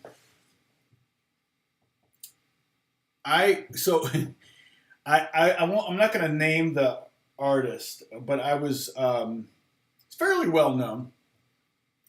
I think he was signed by Kanye, and I got asked to teach him a couple guitar lessons. He wanted to learn guitar, so the record company hired me to go to his house in Beverly Hills to teach him how some guitar basics, just some basics. I think we started with power chords, and he actually could play a little guitar, and we did some power chords. And I even wrote a thing with him, but didn't get on a record or anything. But I kind of showed him, because I think he wanted to use, guitar for writing more, things like that. But he was a young artist. He was just recently signed. He was young at the time, a new artist, recently signed. And I always feel bad because, here he is. he's renting a house in Beverly Hills. You know, he's got all this advanced money from the label to do this record. And, you know, I'm like, and he was African-American. Actually, he was probably, I think his mom was white and his dad was black. And he was from, where was he from? Detroit? Anyway, super nice kid. I mean, just the greatest kid. And I go over there, and there's all these people like sleeping in one of the rooms and stuff. They're just sleeping, you know. It's like, oh man, I just don't like it when, you know, somebody, an artist. I know kids that get signed and they get this money, and all of a sudden they got all these friends, you know. And so I go over there, and he's up and at 'em, and we start doing our lesson, and he wants to play music pretty loud, and I'm like, what about your friends? He goes, well, whatever, he can deal with it. And so we're kind of doing, they're starting to wake up because we're starting to play music really loud in this living room, this giant living room. And then, you know, we do a lesson for about an hour, and then we start talking, and I just get his history and things like that. We start talking about, and, fretting accuracy. Okay, yeah. And I tell him, advances are recoupable. You know what that means, right? And he goes, oh no, I know what it means. And I said, yeah, I mean, just make sure, you know, because you're not gonna start making money until you've paid back everything you've recouped. I rolled up my sleeve because I was tracking acoustics before I went live, and buttons were clicking on the top of the guitar. So he goes, oh, no, I understand. And speaking of, he rolling down his sleeve, he rolled up his sleeve, and he had tattooed right here in giant letters, save money. I went, okay, you're good. I thought that was awesome. You got this rap star, and he's got save money. It's like the total opposite of the... And I'm like, okay, well then who are all these people? And they were like, oh, those are my friends from back home. They're just visiting. I'm like, okay, cool. Okay. They're not like living here. And you go, oh, no. I wouldn't let them do that. So it was, you know, I was trying to do, try to do the spider walk up and down the scale. Yeah, the one exercise that I did a video of, it's for, so if you'll, you might freak out. I'm gonna move this a little bit. Let me make that small for now, so I can have more room here. I can make this small too. Okay, but if you've been playing guitar for a while, you know, you look at your hands and go, oh, okay, my hands are the same, right? No, they're not. Okay, if you put your index finger touching each other like this, okay, and then you spread your fingers as far as you can go, you'll notice that your left hand is much wider. Look how much wider I can get with my left hand than my right. I'm trying this hard to spread as far as I can. And even if I match my heels up of my palms of my hand, my left hand is quite a bit longer than my right hand, okay? So that's from playing. And one exercise that will help to kind of get your fingers to spread, and we'll see if you can do this, but if you put your pinky on the 4th string of the 12th fret and just go diagonally from there. So 12th of the 4th and 3rd finger on the 11th and 2nd finger on the on the 10th and your 1st finger. Let me get a clean sound or a clean-ish sound. I got Metheny in here. We can do Pat Metheny. Okay. So check out this exercise. Okay, you got everybody there? Of course, if you weren't, if you were, you wouldn't be able to, well, you could type with one hand. Okay. Okay, so that's technically, we don't need to worry about that. There won't be a quiz on this aspect of it.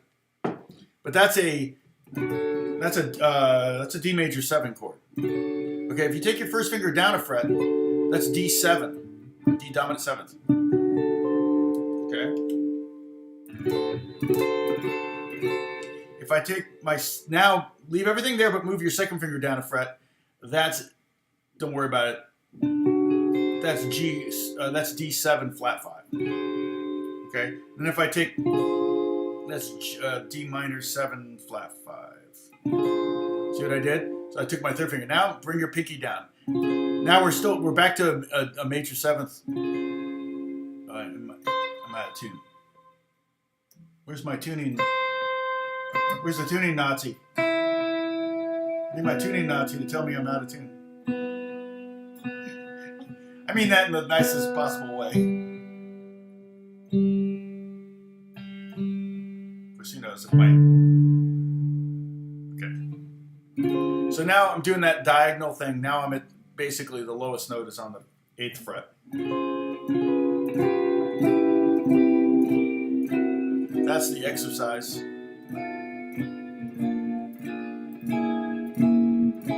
This might be a good one where you want to have the neck up here. So I'm just moving each finger down one at a time. See, and still this thing's in the way. Boop. Crazy, huh? I'll see you Wednesday, Jan. He's probably already gone.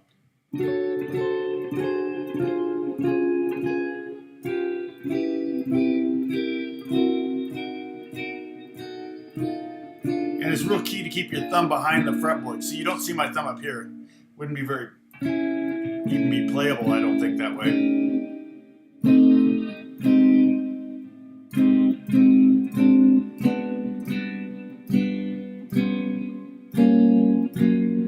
The other thing, one of the other things about fret, and you could probably do it on the middle. Not that it makes much difference, do it on the middle 4 strings.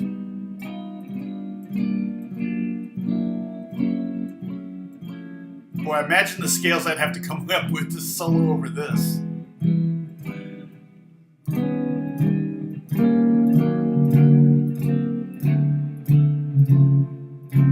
Yeah, the spider. Independent, yeah.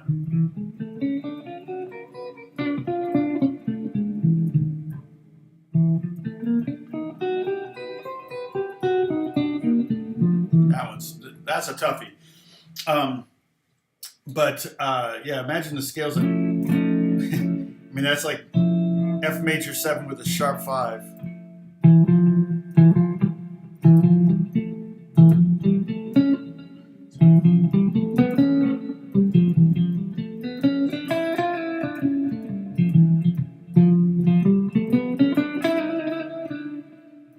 The sharp 5, yeah.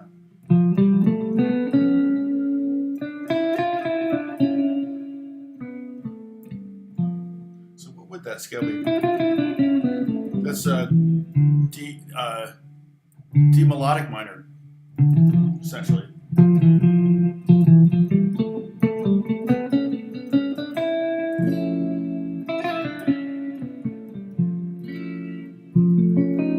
then the next scale, I don't even know what chord that is. That's F7 with a sharp 5, dominant 7th. Very similar scale, but instead of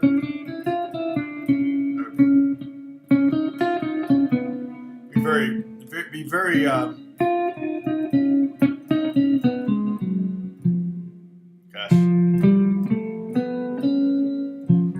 whole tone scale probably work over that.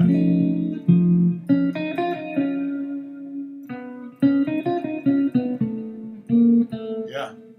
So whole tone scale for this chord.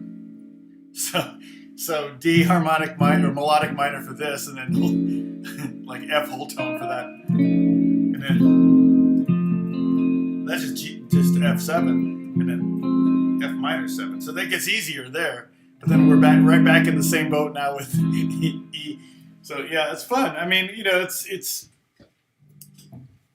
just knowing the right scale to play over the chord doesn't guarantee that you're going to play something worth listening to.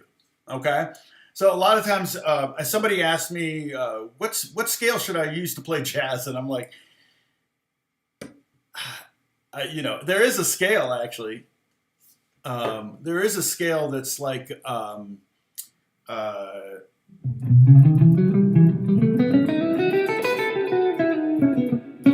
think it's called the Bebop Scale, maybe. But basically what it is it's a Mixolydian scale, which we learned. So we go back to G Mixolydian.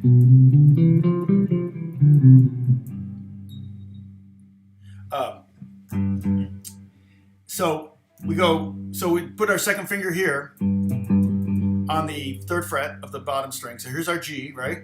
G Mixolydian, which is the same as, has the same notes as C major. So it's just going to be G, A, B, C, D, E, F, G. Okay, no sharps, no flats. All right, works great over the G7 chord. Not particularly bluesy sounding, more jazzy sounding, but just my opinion.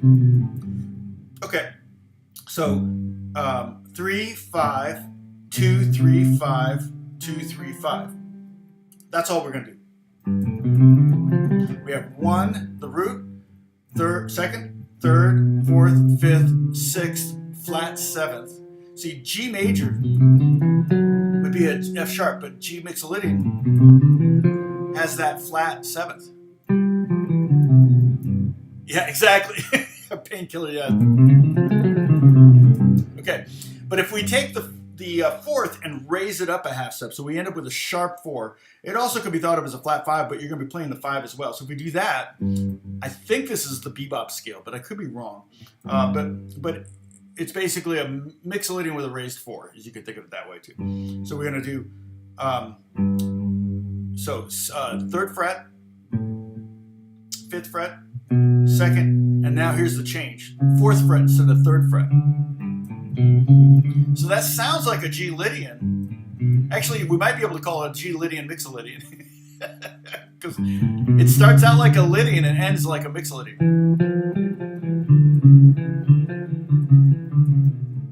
And very exotic sounding, but not quite. To be honest, it's the same as.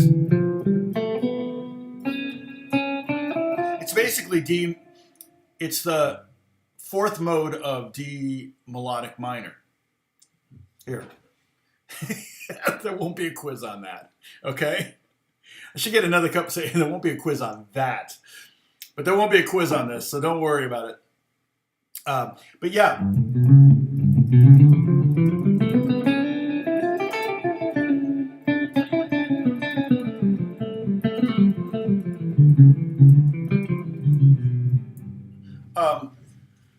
So sometimes when you're playing over a G7 chord, you could do that because there is a 5th in there. In fact, let me see if I just see what it sounds like over the. I'll just vamp the G7 chord here. It's going to be annoying, but see what it sounds like.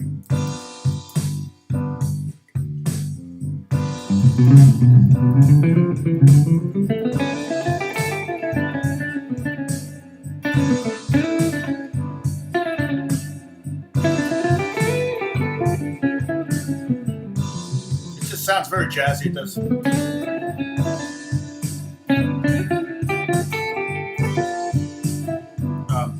Also, you mentioned harmonic minor lesson. Harmonic minor is also common in, like I said, death metal, and you know, anything classical metal kind of stuff. Harmonic minor would be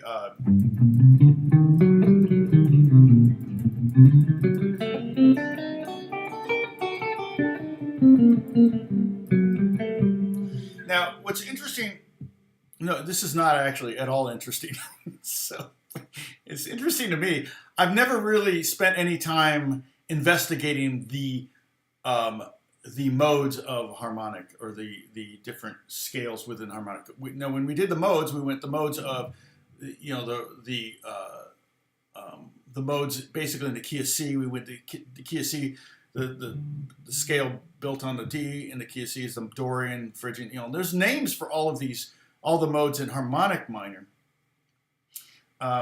But they're not as simple as Dorian, Phrygian, Lydian, Locrian, whatever. They're more like Hyperlocrian and Super Dorian and things like that, where it's like, oh shoot, I've never memorized those. Never really found a need for them per se. But when I do play like, when I'm playing oud, the Western way to play oud is to go, oh, I'll do the fifth mode of, you know, if I'm playing over with a D drone or whatever, I'll play the fifth mode of G minor, harmonic minor. So that would be, you can play it on the G string with me. Open G. Okay, this would be fun, actually. This would be fun for you. You'll like, you can play this, mess around with this at home, everybody go, woo! But okay, so open G, 2nd fret, 3rd fret, 5th fret, let's see, where are we? 7th fret, 8th fret, 11th fret, and 12th. It's full octave. Again, let's go. 0, 2, 3, 5, 7, 8, 11, 12. That's the one that you got. So you'll notice everything is either a whole step or a half step until we get to that E flat, and then we go to the F sharp. That's a minor third. So that's more than 2 frets. Okay. Now if you do the same scale, but hit the D string at the same time, now you're centering it so it doesn't sound like a G harmonic minor scale anymore. It sounds like a D scale of some kind. And this would be the D, like I said, the 5th mode of G harmonic minor. But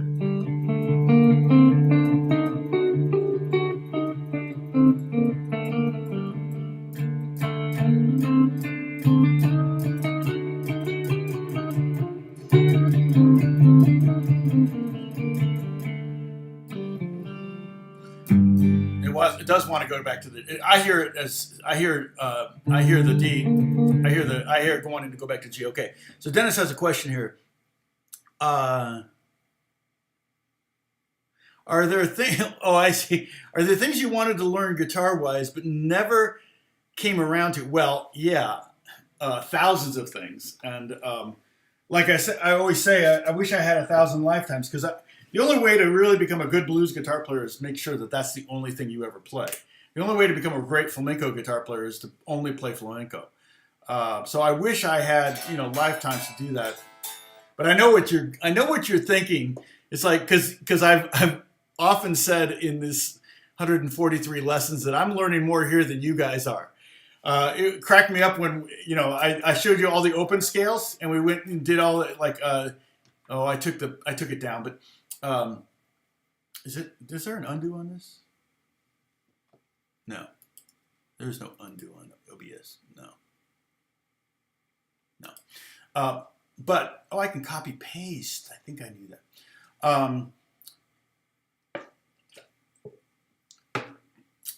But when I did we did open scales. I was doing G minor pentatonic, and I was realizing, you know, I've never really worked on G minor pentatonic before, or C minor pentatonic.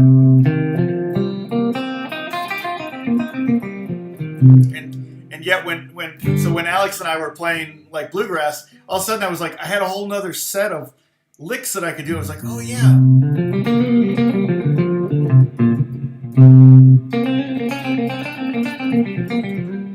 And I was like, oh wait, that really opens up the.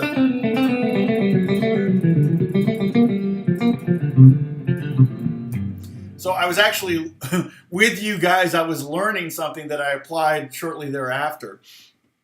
So, you know, that's true. We could learn something together, I think, is what Dennis was kind of asking, or making the point of. Yeah, that's exactly right. That's like somebody posted that there is a saying, and I can't remember what it is. You know, there's like, it's 3 parts, right? Is that somebody posted? Oh. Really? Oh, that's funny. Becker Guitar said, watch this. Oh my gosh. Well, sorry, this is not very exciting. I've already done the lesson. I'm kind of moving on. But what we've been doing, Becker, is and Andy Wilson. That's so funny. Bebop phrasing. Oh yeah, I wish I could. Andy, I wish I had, you know, like, I wish I could help you better there. There's so many guys that teach that really, really well. The only thing I think of when I think of bebop is okay, how do I navigate through a bunch of 2-5-1s and try to come up with musical ways that.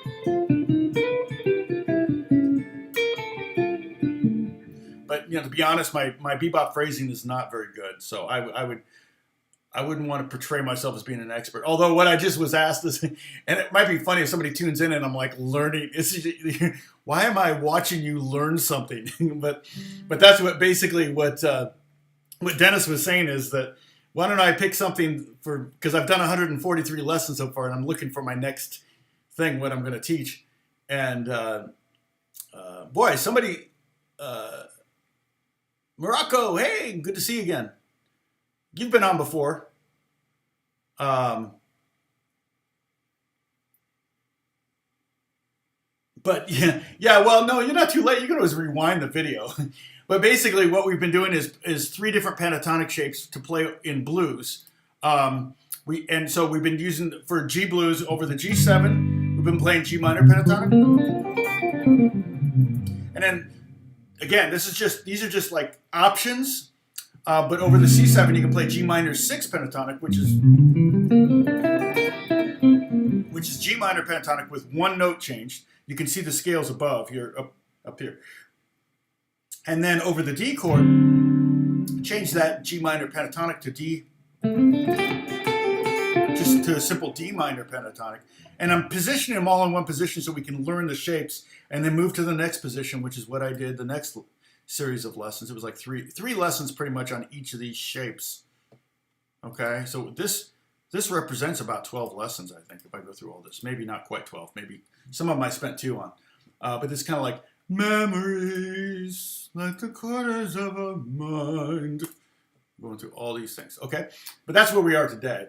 And so we're up here at this fret. So we started in 3rd fret, went to the 5th fret, went to the 7th. Now we're up to the 10th, 9th fret. And then Wednesday we're going to go up here to basically the 12th fret.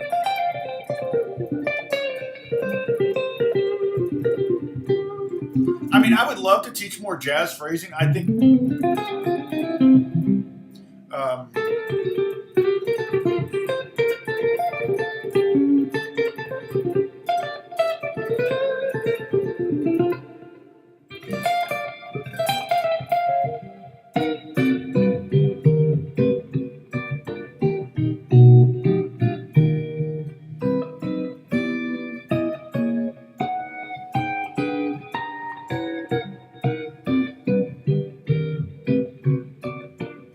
I didn't get takedown notice for that. That's Giant Steps. That song goes bum bum bum bum bum bum bum bum bum. You know, it's like that's the tempo. Those were whole notes. Who are your favorite flamenco guitarists? I don't know. I wish I could say I immersed myself in flamenco guitars. Paco Peña is great. I mean, I more immersed myself in the books. So, I mean, I don't even know if Juan Martin's that good of a flamenco guitarist, but I really like this book because it actually starts out pretty darn simple. Really pretty simple. I play some of this stuff, but I might get a takedown. So I can put a link to this if you're interested. It comes with a DVD, too, or a CD. Oh, no, it says video. Did it come with DVD and CD. Yeah, I guess. I don't remember. I probably have them somewhere. I don't think I've ever watched them. Oh, no, I did. I remember because it had scenes of different cities, which is cool because flamenco guitar is, you know, the different styles and rhythms are from, like Sevillana is from Seville. That's one style. Alegreas, let's see, tangos are from another place. So these are all different.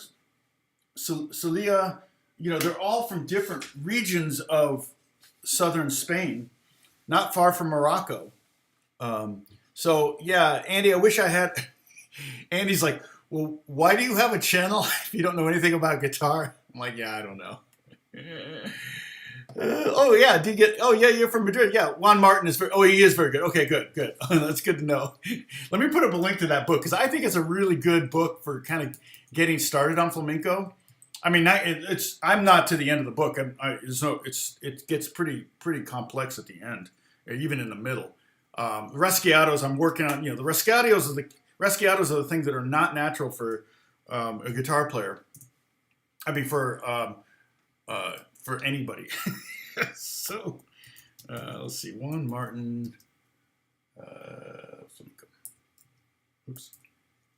Yeah. And this is the book, Volume 1. Oh, weird. Oh, this is Essential. Oh, interesting. Okay, so he has a book on. This one. I'll put a link here because, and if you buy this, I get a percentage of the price. If you do any of your Amazon shopping at this point, after through this link, then you can do all your Christmas shopping here if you want. Okay, but raschiatos are the things where you're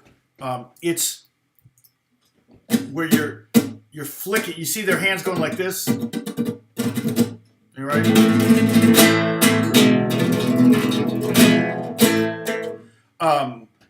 That one, I don't know why, but like some of them, like there's a million of them.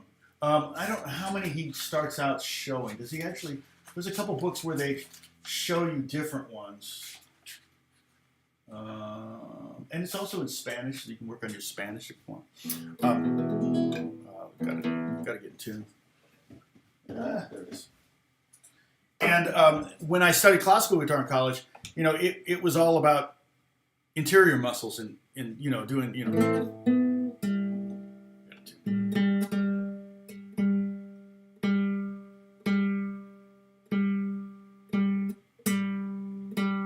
wow, that G string is way off. Really sharp. So weird to me that guitars go sharp if you don't pick them up for a minute. D-Rock.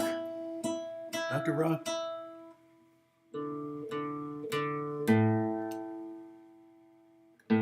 Kane, what's going on?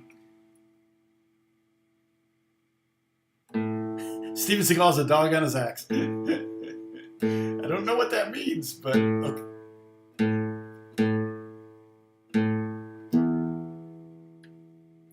And so classical guitar is a lot of,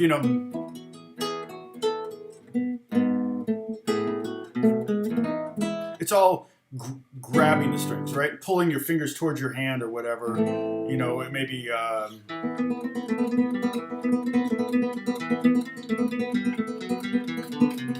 okay.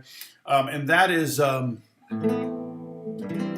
don't have a fingerwood fretboard preference. I'm on Strats. I do like maple. I feel like it's a little brighter, but I don't have all my Strats except my Telly is maple, and then my main Strat's maple, and the 5-string bass is maple. But pretty much everything else I have is what is that, rosewood? Nice hardwood. I don't know. It's that's Sleepers Awake.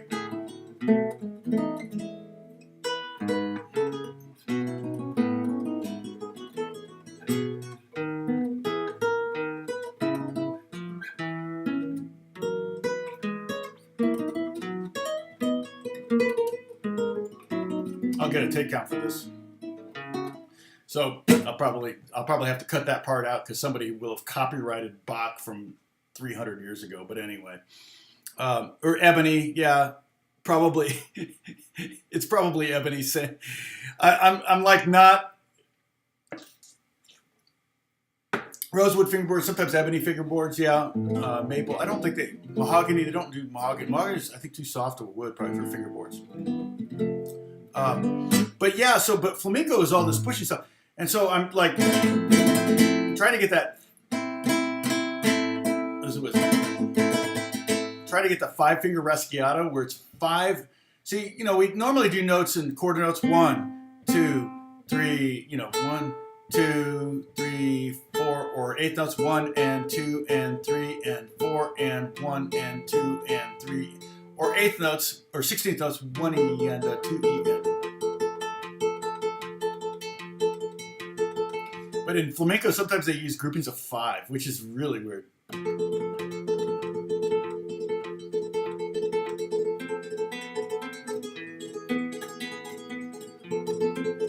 Those are 5 notes. It's like, what? It's like crazy. The same thing with raschiatos. That's 1, 2, 3, 4, 5. 1, 2, 3, 4, 5, and again. And it's hard to keep those 8 even. Like.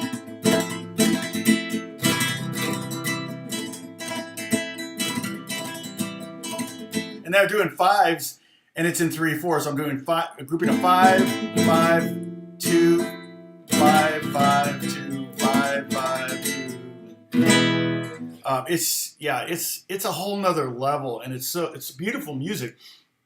It's fascinating, but it's also it's this furious thing. I find it oftentimes, sometimes when you study like rock and jazz and metal and things like that, and they try to say, oh, economy of motion, move as little as possible, shallow picking, and let the guitar do the work and everything. And then you watch flamenco guitarists, and same thing with classical. It's like you do all your technique to try to minimize motion so that you don't have to recover. If you dig too hard, if you dig too deep in, you got to dig back out. And so you're constantly learning all these tricks to kind of keep to add speed. And it's like then flamenco guitar players come along, they break all the rules and they're faster. And you're like, wait a minute, that doesn't make any sense. And the same thing with rockabilly guitar players, like what's his name from Stray Cats? Everybody knows his name, except me. Good songs for beginners. Well, for classical guitar, I think Romance for Guitar is not a bad.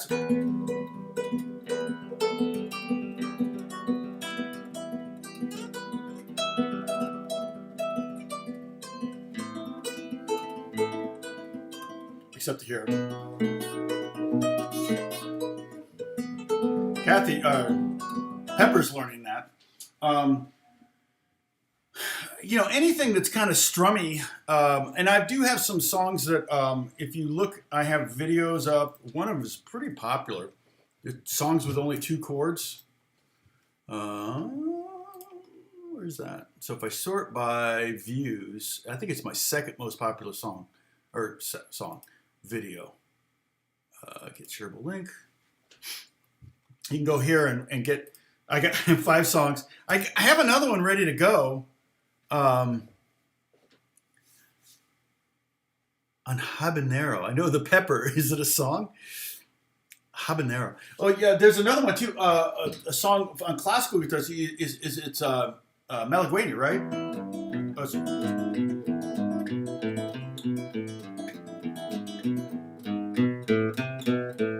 And you could start with just the bass line on that. And then it's kind of one of those things where I would do that with students. I would teach them the bass line. And it was great because it would force you to use all 4 fingers. And then I would go, okay, now let's grab the top string. And then let's separate the 2. It's in 3/4. And then I'd say, okay, now let's do 2 strings.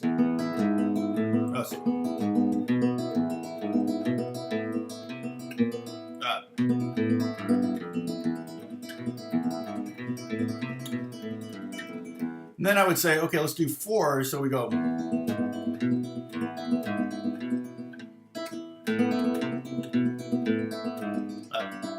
You get the idea. I'm trying to think how.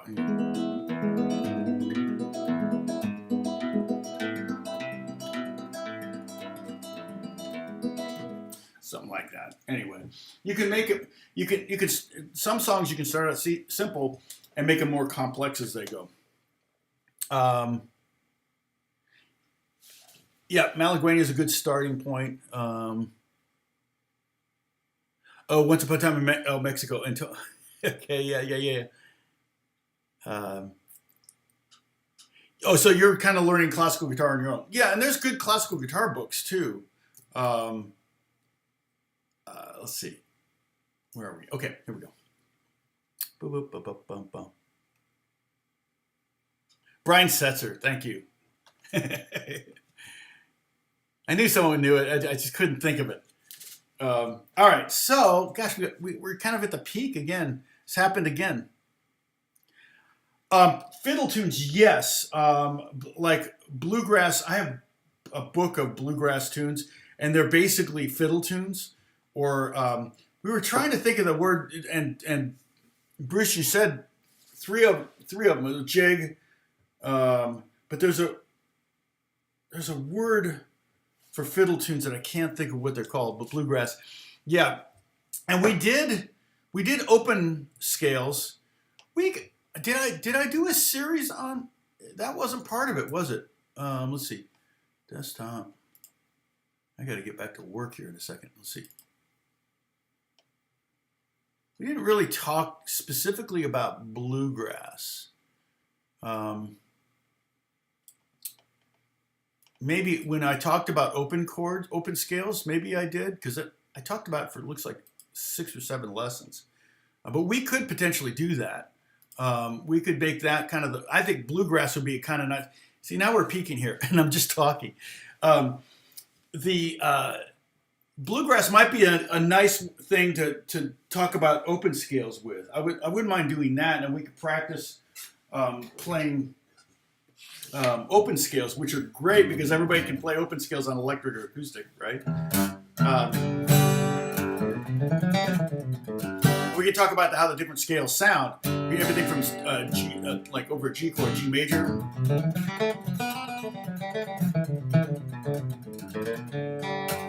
or G Mixolydian, or G Major Pentatonic. I tend to do a lot of pentatonics when I play mandolin. Or G Minor Pentatonic.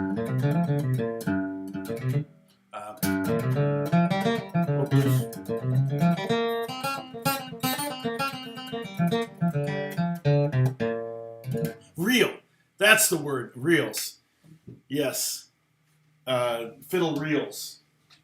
Yeah, and so many bluegrass songs, that's what they are. They're fiddle reels. They go back to Celtic music or Irish tunes, and then they got adopted by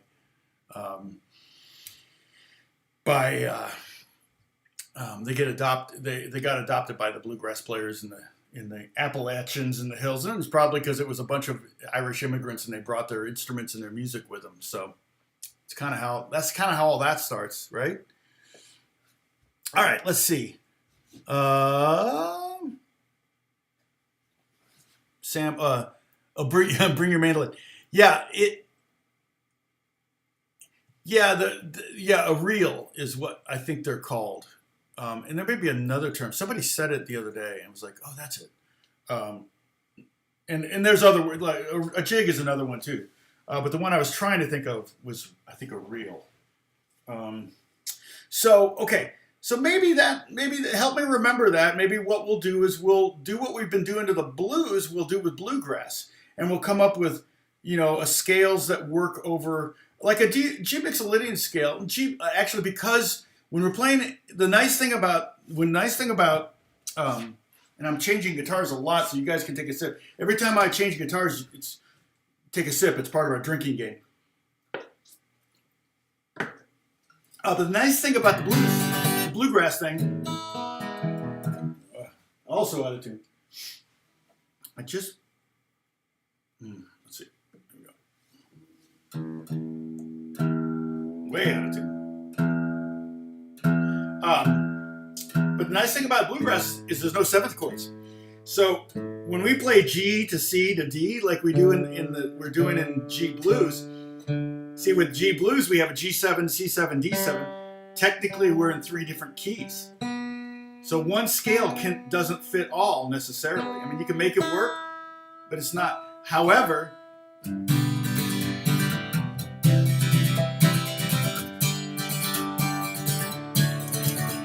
G major.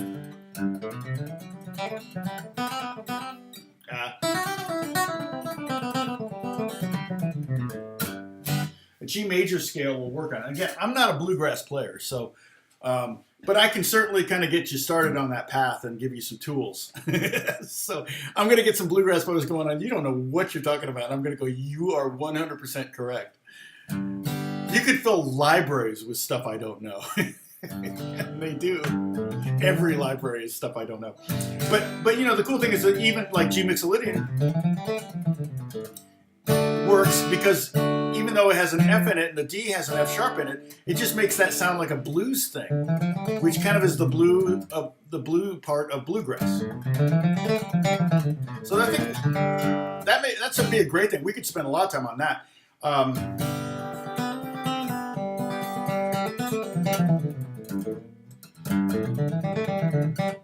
And one thing I do, I said do. One of the things I do is I will play major pentatonics over all 3 of the major chords. So over G major, I might,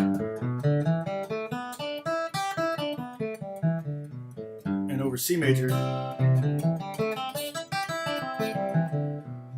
Okay, and over D major.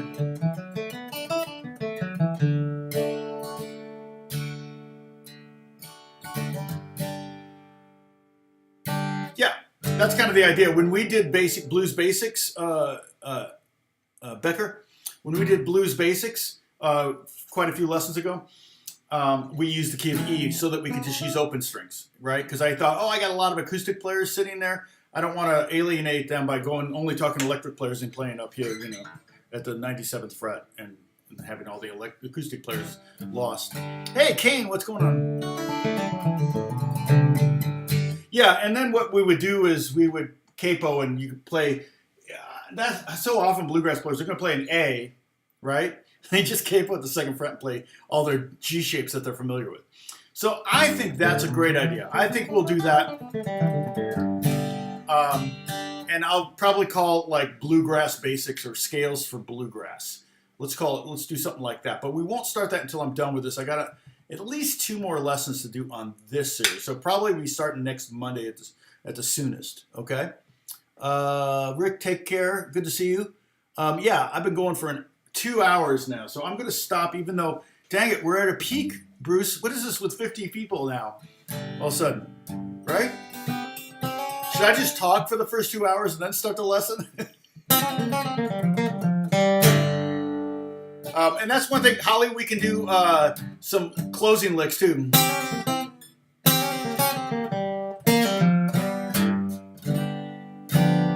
And you know, you can always end a song with the 7th chord, except in church. Don't do that. It sounds cheesy. But yeah, you can always, you know, if you're like.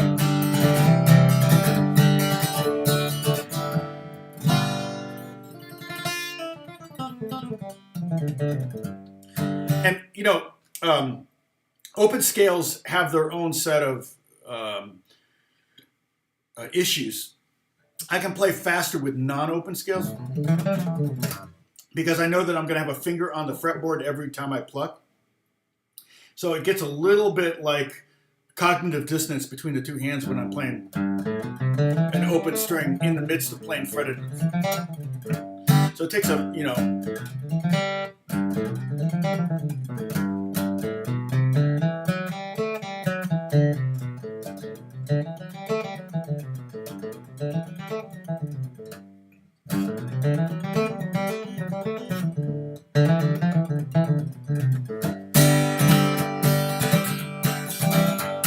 So yeah, I think, and I already have bluegrass tracks up too. I have one at 100 beats per minute and one at 120. So we can practice with those. We can use those for the lesson. So it actually makes a lot of sense, I think, to do that. All right. So Bruce, what do we? So oh, B Kitty was here. Hey, B Kitty, missed you. So that's what we'll do next. After we finish this series, like I said, we have probably 2 or 3 more lessons left on this. Okay, so just to reiterate, what we've been doing is learning 3 different pentatonic scales we can play in the blues, 1 for each of the 3 chords in a basic blues progression: the 1 chord, the 4 chord, and the 5 chord. And in blues, again, we're using 7th chords, and so a dominant 7th chord. There is only 1 dominant 7th chord in every major key. So consequently, just by theoretical default, when you play a blues with 7th chords like this, you are technically in 4 or 3 different keys. Okay, and so one scale will work over all of them, especially a pentatonic scale, because it's got less notes. Can't grate too hard. Is there any between these chords? I don't think there's any note that's in all 3 chords. No, there is not. There's a G in the G and the C, but there's no G in the D chord. There's a D in the G and the D, but there's no D in the C chord. There's a C in the D and the C, but there's no C in the G chord. So there's an F. No. So yeah. So there's no one note we could play over all 3 chords and still have them like totally be inside. So, but let's. You were here for the first time. Okay. Yeah, do the little bell thing, and that should let you know that I'm online, and so you can be here for the beginning. with the other 4 people that were at the beginning. I mean, I should send a picture of this graph. It's hilarious. I'll do a screenshot of it right now and post it on Discord. Oh, let me put the Discord link. The Discord link one more time for everyone. And that's every diagram, every chord thing like that I create, any paperwork I scan and I post to this to the Discord. And so you can download and have all that stuff, use as you see fit. If you're teaching, you can use it there. I don't really care. 10:30 a.m. your time seems to be a magic time. Viewers seem to start. I know, right? It's like it really starts to blow up right then. I know. Well, remember I was at 11 before. I guess I hate to move it because so now I've got several hours ahead of me before Beth gets home from work that I can really get some good work done. So, because this doesn't really generate a lot of revenue. I mean, people tip me and stuff like that. That's cool, but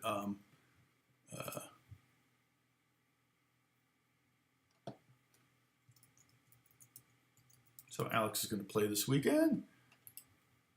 My friend said the Bears suck.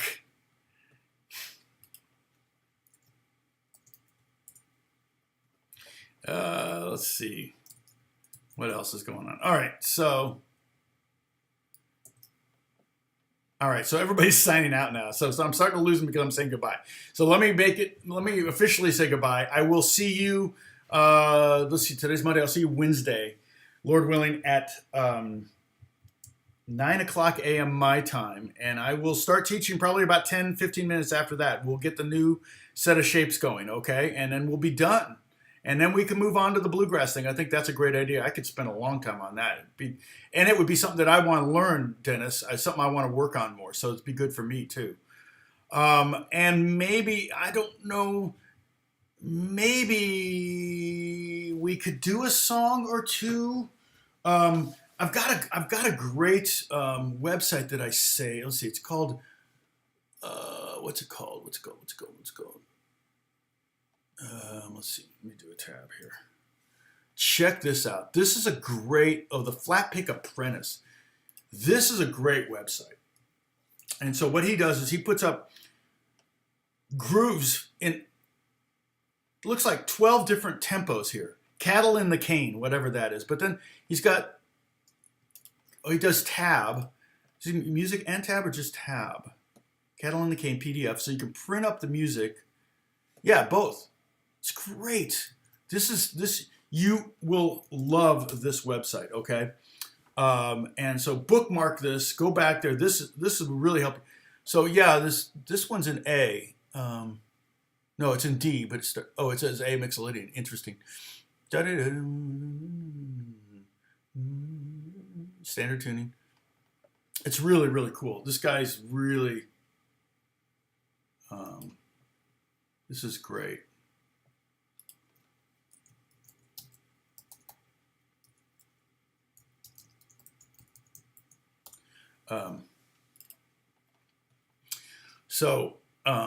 You can check that out. And yeah, so he has the links to different MP3s, practice tracks for, gosh, looks like 35 songs maybe, recordings of songs, tab for so many songs. Really, really cool. And it's done in a blog context, so you can really scroll down and see it. In fact, Cuckoo's Nest. Oh, interesting. Performance. Nickel Creek. Yeah, and so it's the chord progressions aren't always what I'm doing. No, the very simple 1-4-1-5 progression.